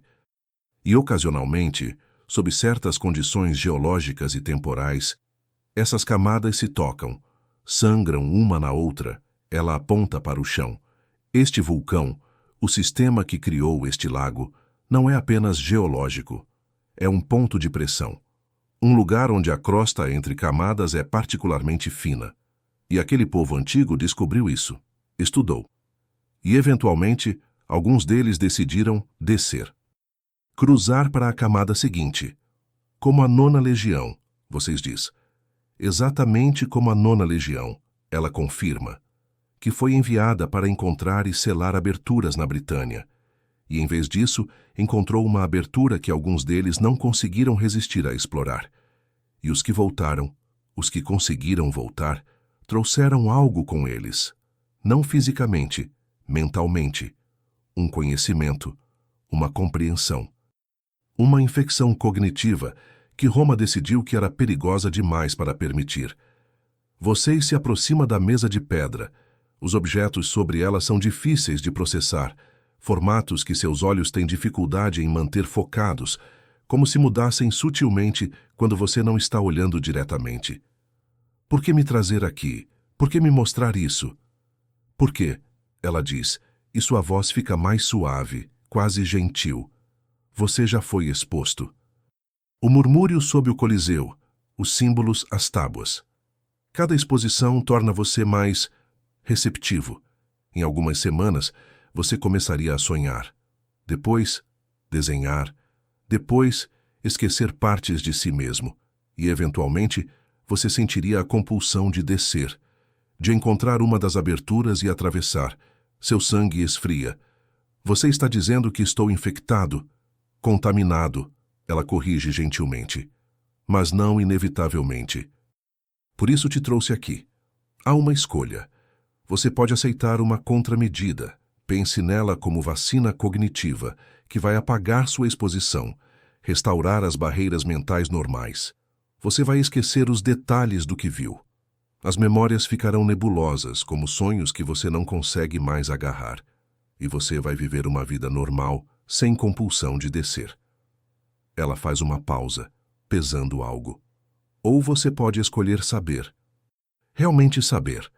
Eu posso te mostrar o que as tábuas dizem, o que aquele povo antigo descobriu. Por que Roma foi construída aqui? Mas conhecimento assim tem custo. Uma vez visto, não pode ser desvisto. E você terá que viver com isso. Carregá-lo. Tornar-se, talvez, outro guardião. Vocês olham para ela, para as paredes cobertas de texto incompreensível, para aqueles objetos impossíveis na mesa de pedra. É se eu escolher saber, vocês perguntam. Ela sorri, mas é triste. Então eu te mostro a nona seção, o núcleo, o que está realmente selado sob Roma, e você entende por que algumas civilizações escolhem esquecer. Suas mãos tremem ligeiramente. Vocês pensam em Santini e Helena, esperando na superfície, em todas aquelas pessoas que desapareceram com roupas cuidadosamente dobradas, naqueles olhos de pedra que pareciam se mover. E vocês têm que escolher. Vocês respiram fundo. O ar aqui embaixo tem gosto de mineral e tempo, como se cada inalação carregasse partículas de eras que nenhum livro de história registrou. Suas mãos param de tremer, não porque o medo foi embora, mas porque vocês atravessou para o outro lado do medo. Para aquele lugar estranho de calma, onde as piores decisões são tomadas. Mostre-me, vocês diz. Eu preciso saber. A curadora observa vocês por um longo momento e há algo em seu olhar, não aprovação, não desaprovação, mas reconhecimento, como se ela visse algo em vocês que ela já viu em outras pessoas, todas agora desaparecidas ou transformadas de formas que vocabulário comum não consegue descrever adequadamente. Então venha, ela diz simplesmente, e caminha em direção a uma parede que parece sólida. Mas quando ela coloca a mão em um ponto específico, uma das espirais gravadas, a parede desliza para o lado com aquele som de trituração que vocês estão começando a associar com passagens que não deveriam existir. Atrás há outro corredor, mas este é diferente. As paredes não são pedra polida ou blocos organizados. São... Vocês não têm palavras. A superfície parece sólida quando olha diretamente, mas na visão periférica parece translucentar, como se pudesse ver camadas sob camadas, estruturas dentro de estruturas, geometria que se dobra de maneiras que 3 dimensões não deveriam permitir. Não olhe por muito tempo para as paredes, a curadora avisa. Seu cérebro tentará processar o que está vendo e falhará de formas desconfortáveis. Mantenha os olhos à frente. Vocês obedecem, embora seja difícil. É como estar em um museu de arte surrealista, onde as pinturas não estão apenas nas paredes, mas são as paredes, e todas estão tentando sussurrar segredos que seu córtex visual não foi projetado para decodificar. Eles caminham. Vocês perdeu a noção de distância, porque passos parecem cobrir mais espaço do que deveriam, ou menos, ou a mesma quantidade, mas em uma direção que não é exatamente para frente, e, eventualmente, chegam a outra câmara. Esta é diferente de tudo que vocês viu antes. Ela é vasta, do tipo de vasto que catedrais tentam capturar, mas nunca conseguem completamente. O teto desaparece na escuridão acima, tão alto que a luz da lanterna de vocês não alcança. As paredes curvas formam um círculo perfeito, e cobrindo cada centímetro de superfície, há texto. Não apenas o texto alienígena das tábuas, mas camadas de texto. Múltiplas línguas, múltiplas eras, sobrepostas como palimpsesto. Vocês reconhecem latim, grego, algo que pode ser etrusco, e dezenas de outras escritas que não têm referência para identificar. E no centro absoluto da câmara há uma abertura, não como a do Coliseu, não um poço, não uma rachadura, é mais precisa, um círculo perfeitamente definido no chão, talvez 5 metros de diâmetro, e dentro dele a escuridão não é comum. É densa, quase tangível, como se pudesse mergulhar sua mão nela e sentir resistência, como sombra liquefeita, ou ausência solidificada. O som aqui é ensurdecedor, mas não no sentido de volume. É mais como pressão acústica, múltiplas frequências sobrepostas em harmonia impossível, criando uma textura sonora tão complexa que parece física. Vocês sentem no peito, nos ossos, na base do crânio.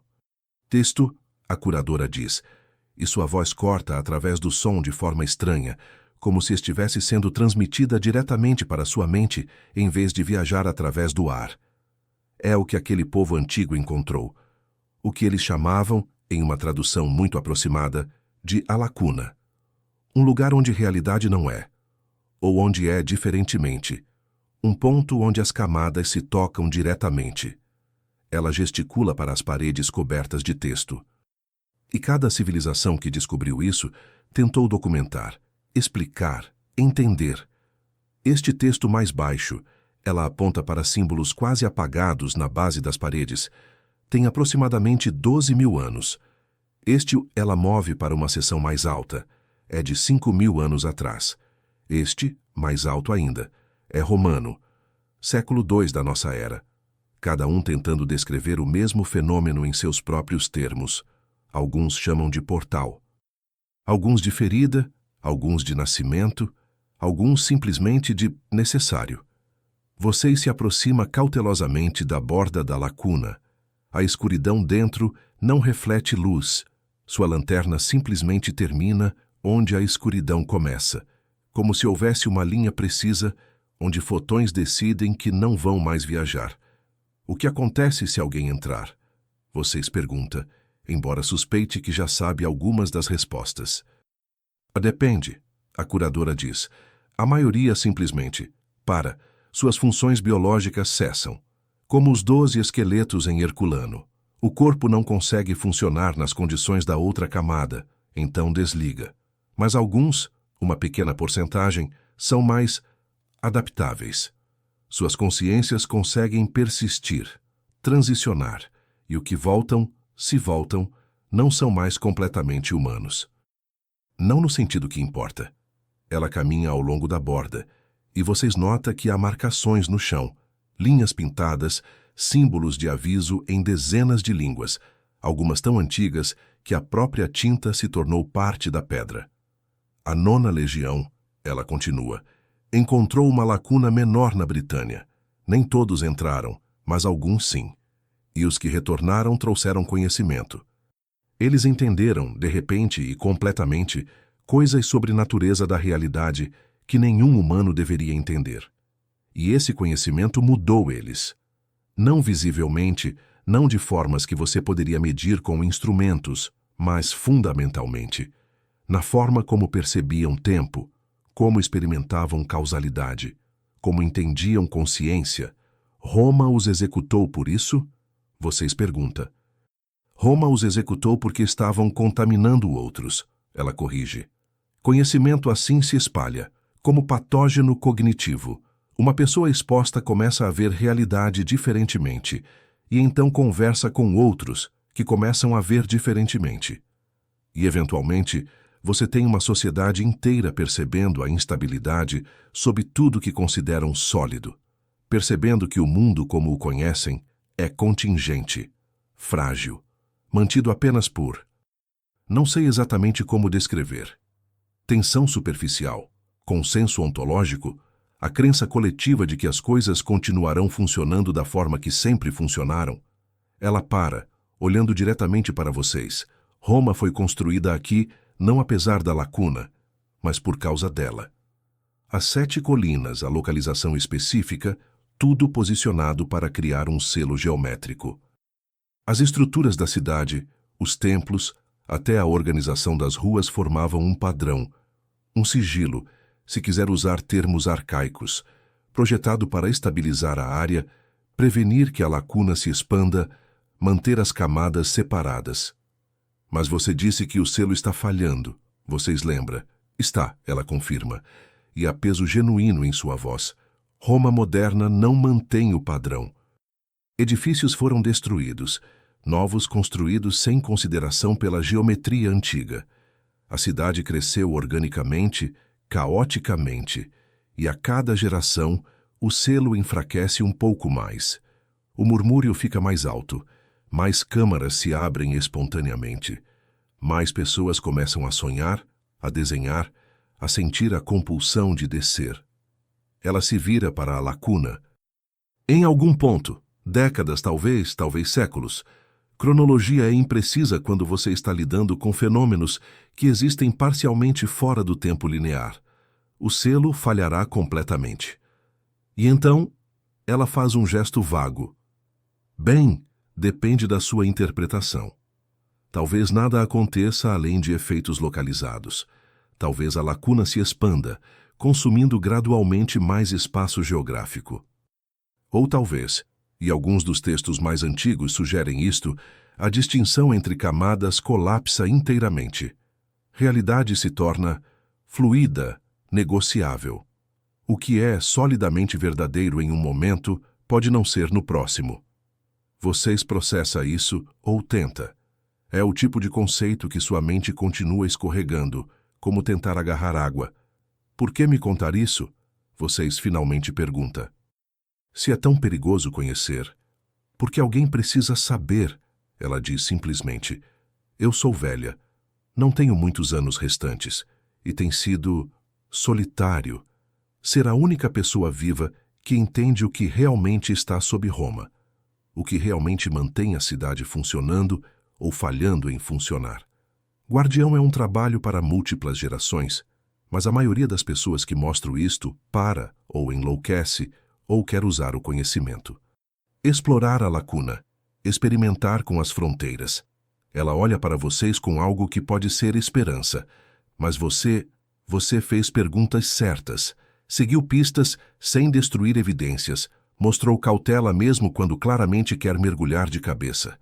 Essas são qualidades raras, qualidades necessárias. Você está pedindo para eu me tornar, o quê? Guardião substituto? Estou pedindo para você considerar, ela diz. Não agora. Não imediatamente, mas eventualmente. Alguém precisa monitorar, manter registros, intervir quando necessário, garantir que curadores estejam em posição que certas informações não se tornem muito públicas, que quando inevitavelmente alguém descobre uma câmara ou túnel, haja alguém que pode guiá-los para longe ou, se absolutamente necessário, administrar a contramedida. Vocês olham para a lacuna, para aquela escuridão impossível, e têm a sensação estranha de que ela está olhando de volta, não malevolamente, apenas observando, esperando, como sempre esperou, como sempre esperará. E se eu recusar? Vocês perguntam. Então eu te dou a contramedida agora, ela diz. Você esquece os detalhes, mantém apenas impressões vagas, volta para sua vida, e eu encontro outra pessoa, eventualmente. Sempre aparecem. O anzol sempre fisga alguém. Sua mão vai para o bolso onde seu telefone está.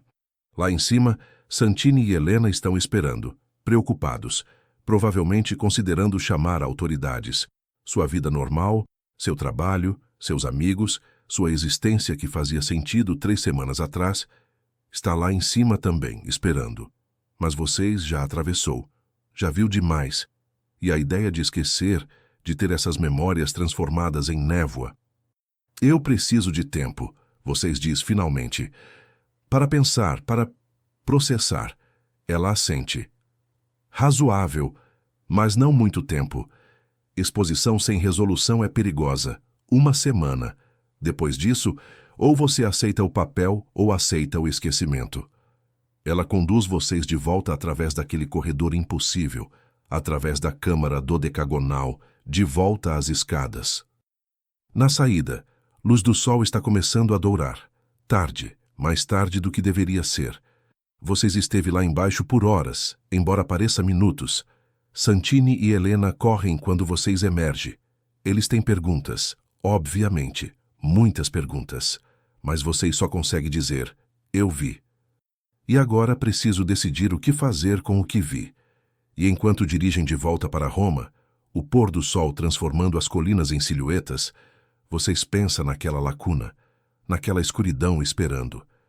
E no fato de que agora, sempre que olhar para a cidade, para suas ruas, seus edifícios, suas camadas de história, vocês vai saber o que está por baixo. Sempre vai saber. A semana passa de forma estranha. Não rápida, não lenta, mas desarticulada, como se o tempo tivesse perdido sua textura consistente. Vocês tentam voltar ao turismo normal. Visita o Panteão novamente. Come gelato em Trastevere, senta em cafés observando pessoas, mas é tudo performance. Seu corpo está em Roma, mas sua mente continua voltando àquela câmara, àquela lacuna, àquela escuridão que não reflete luz. Santini e Helena respeitam sua necessidade de processar, mais ou menos. Eles têm suas próprias formas de lidar. Santini mergulha em pesquisa compulsiva, enviando textos às 3 da manhã sobre referências obscuras em manuscritos medievais. Helena trabalha em suas gravações, processando e reprocessando as frequências acústicas, como se dados suficientes pudessem de alguma forma tornar o impossível compreensível. E vocês sonham, toda noite.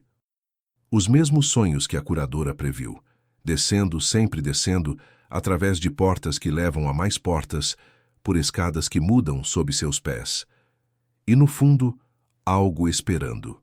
Não ameaçador, apenas lá, paciente. Como uma resposta para uma pergunta que vocês ainda não formulou completamente. No 5º dia, vocês estão em um café perto de Piazza Navona quando nota algo.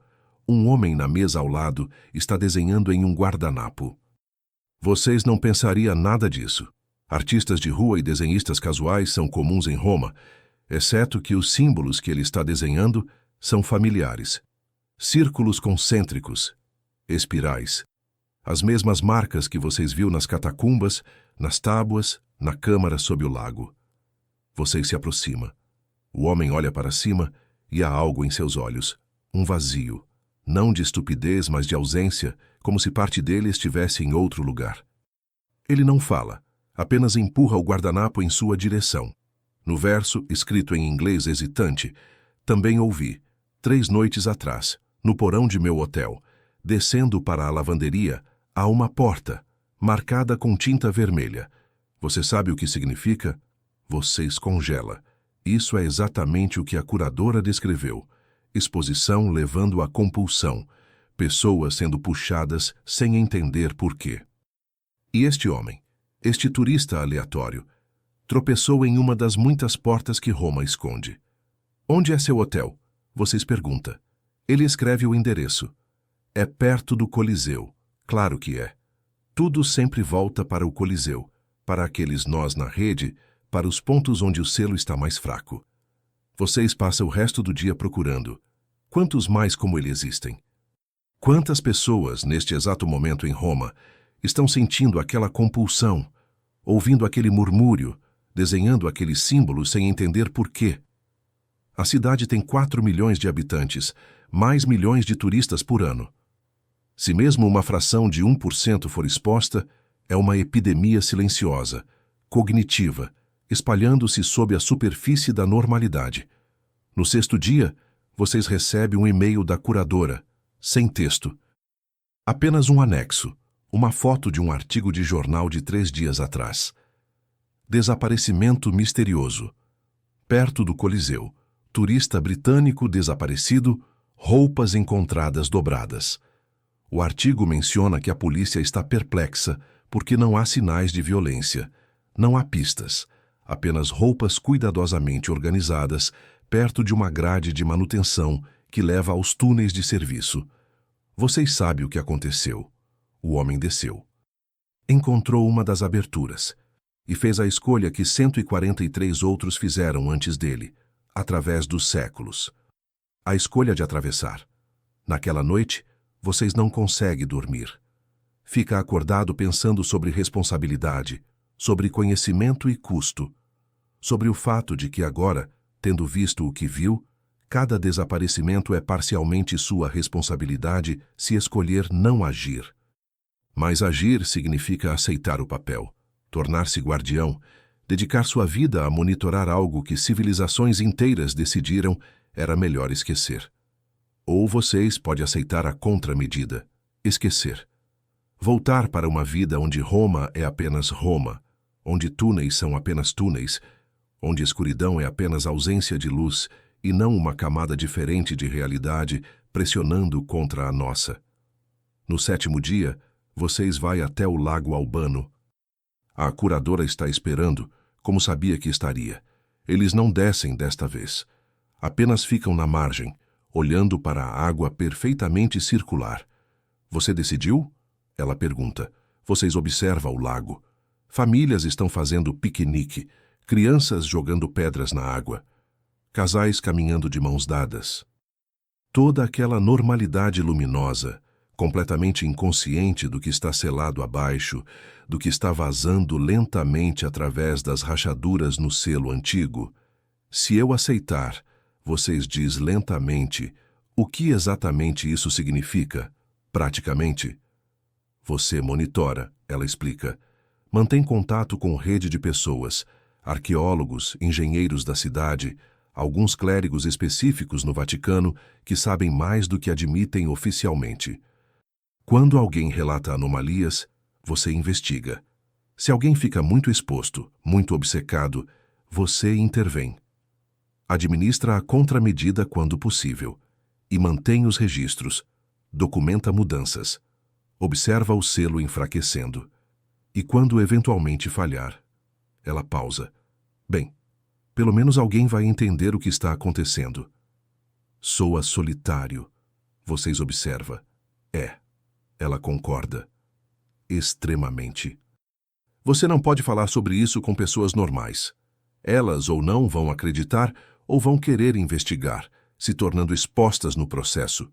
Você terá alguns aliados, Santini, Helena, se eles escolherem continuar envolvidos, mas, fundamentalmente, é um trabalho de isolamento. Sabendo coisas que não pode compartilhar, vendo padrões que não pode explicar. Vivendo em 2 realidades simultaneamente, a Roma superficial de turistas e história aprovada, e a Roma mais profunda de lacunas e selos falhando. Vocês pensam em Santini e sua obsessão, Helena e suas medições, todos aqueles desaparecidos através dos séculos.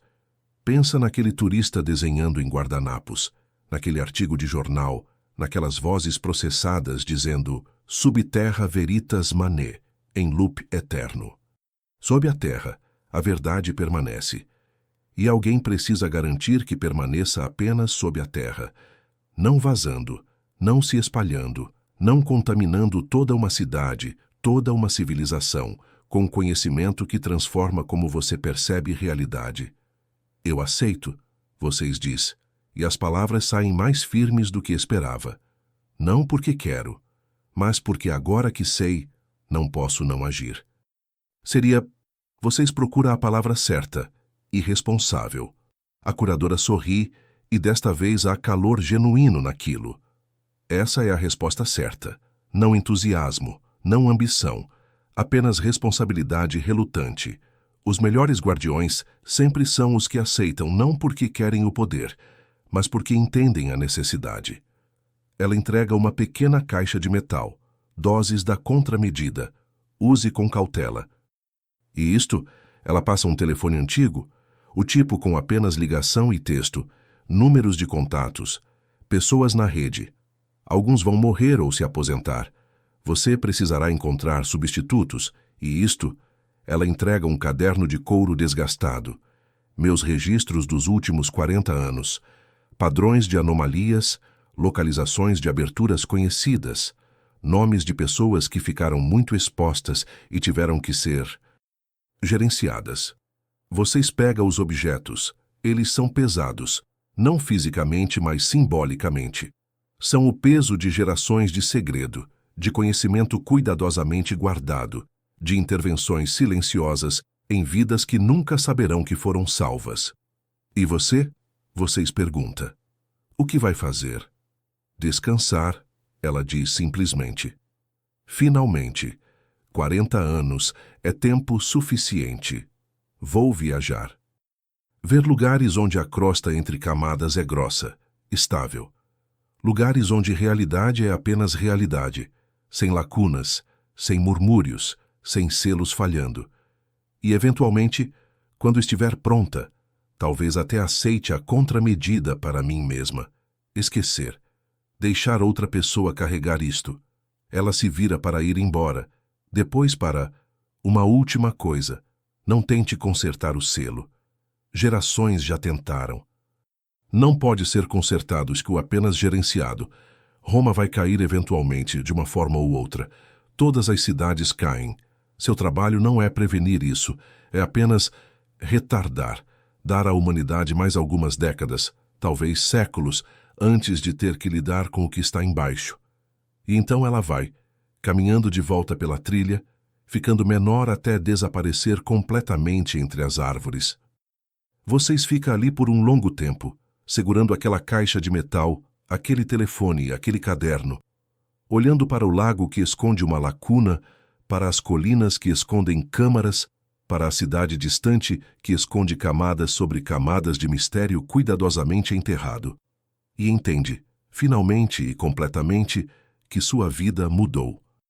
Não dramaticamente. Vocês ainda vai comer carbonara, ainda vai reclamar de turistas, ainda vai tirar fotos de ruínas antigas, mas agora vai fazer tudo isso enquanto monitora, observa, intervém quando necessário, guardião, bibliotecário, carcereiro, dependendo da perspectiva. Vocês respira fundo, coloca os objetos na mochila e começa a caminhada de volta para Roma, para a cidade que agora é sua responsabilidade, sua carga, seu propósito. E enquanto caminha sob o céu que está começando a dourar com o pôr do sol, vocês não sentem medo exatamente, não coragem também, apenas uma aceitação calma de que alguns conhecimentos, uma vez adquiridos, carregam responsabilidades, e que sob toda grande cidade, sob toda civilização orgulhosa, há mistérios, alguns deles destinados a permanecer mistérios, pelo menos por mais alguns séculos, se tivermos sorte. Agora, Enquanto os últimos sussurros desta história antiga se desvanecem no ar noturno, deixe sua respiração se aprofundar, lenta e constante, deixando a tensão se dissolver como névoa matinal sob o sol suave. Você explorou túneis impossíveis, tocou mistérios que civilizações inteiras escolheram enterrar, desceu mais fundo do que a luz normalmente alcança. Mas agora é hora de retornar completamente à superfície, à segurança familiar do seu próprio espaço, do seu próprio tempo. Roma continua lá, é claro, com suas camadas de história e segredo, suas lacunas cuidadosamente seladas e seus guardiões silenciosos. Mas essas são histórias para outros carregarem, responsabilidades para outros aceitarem. Para você agora, neste momento, há apenas a suavidade do seu travesseiro, a escuridão gentil do seu quarto, o ritmo tranquilizador da sua própria respiração, dentro e fora, constante, seguro. Algumas verdades permanecem sob a terra, e isso está bem. Nem todo mistério precisa ser resolvido, nem toda porta precisa ser aberta, nem toda escuridão precisa ser iluminada.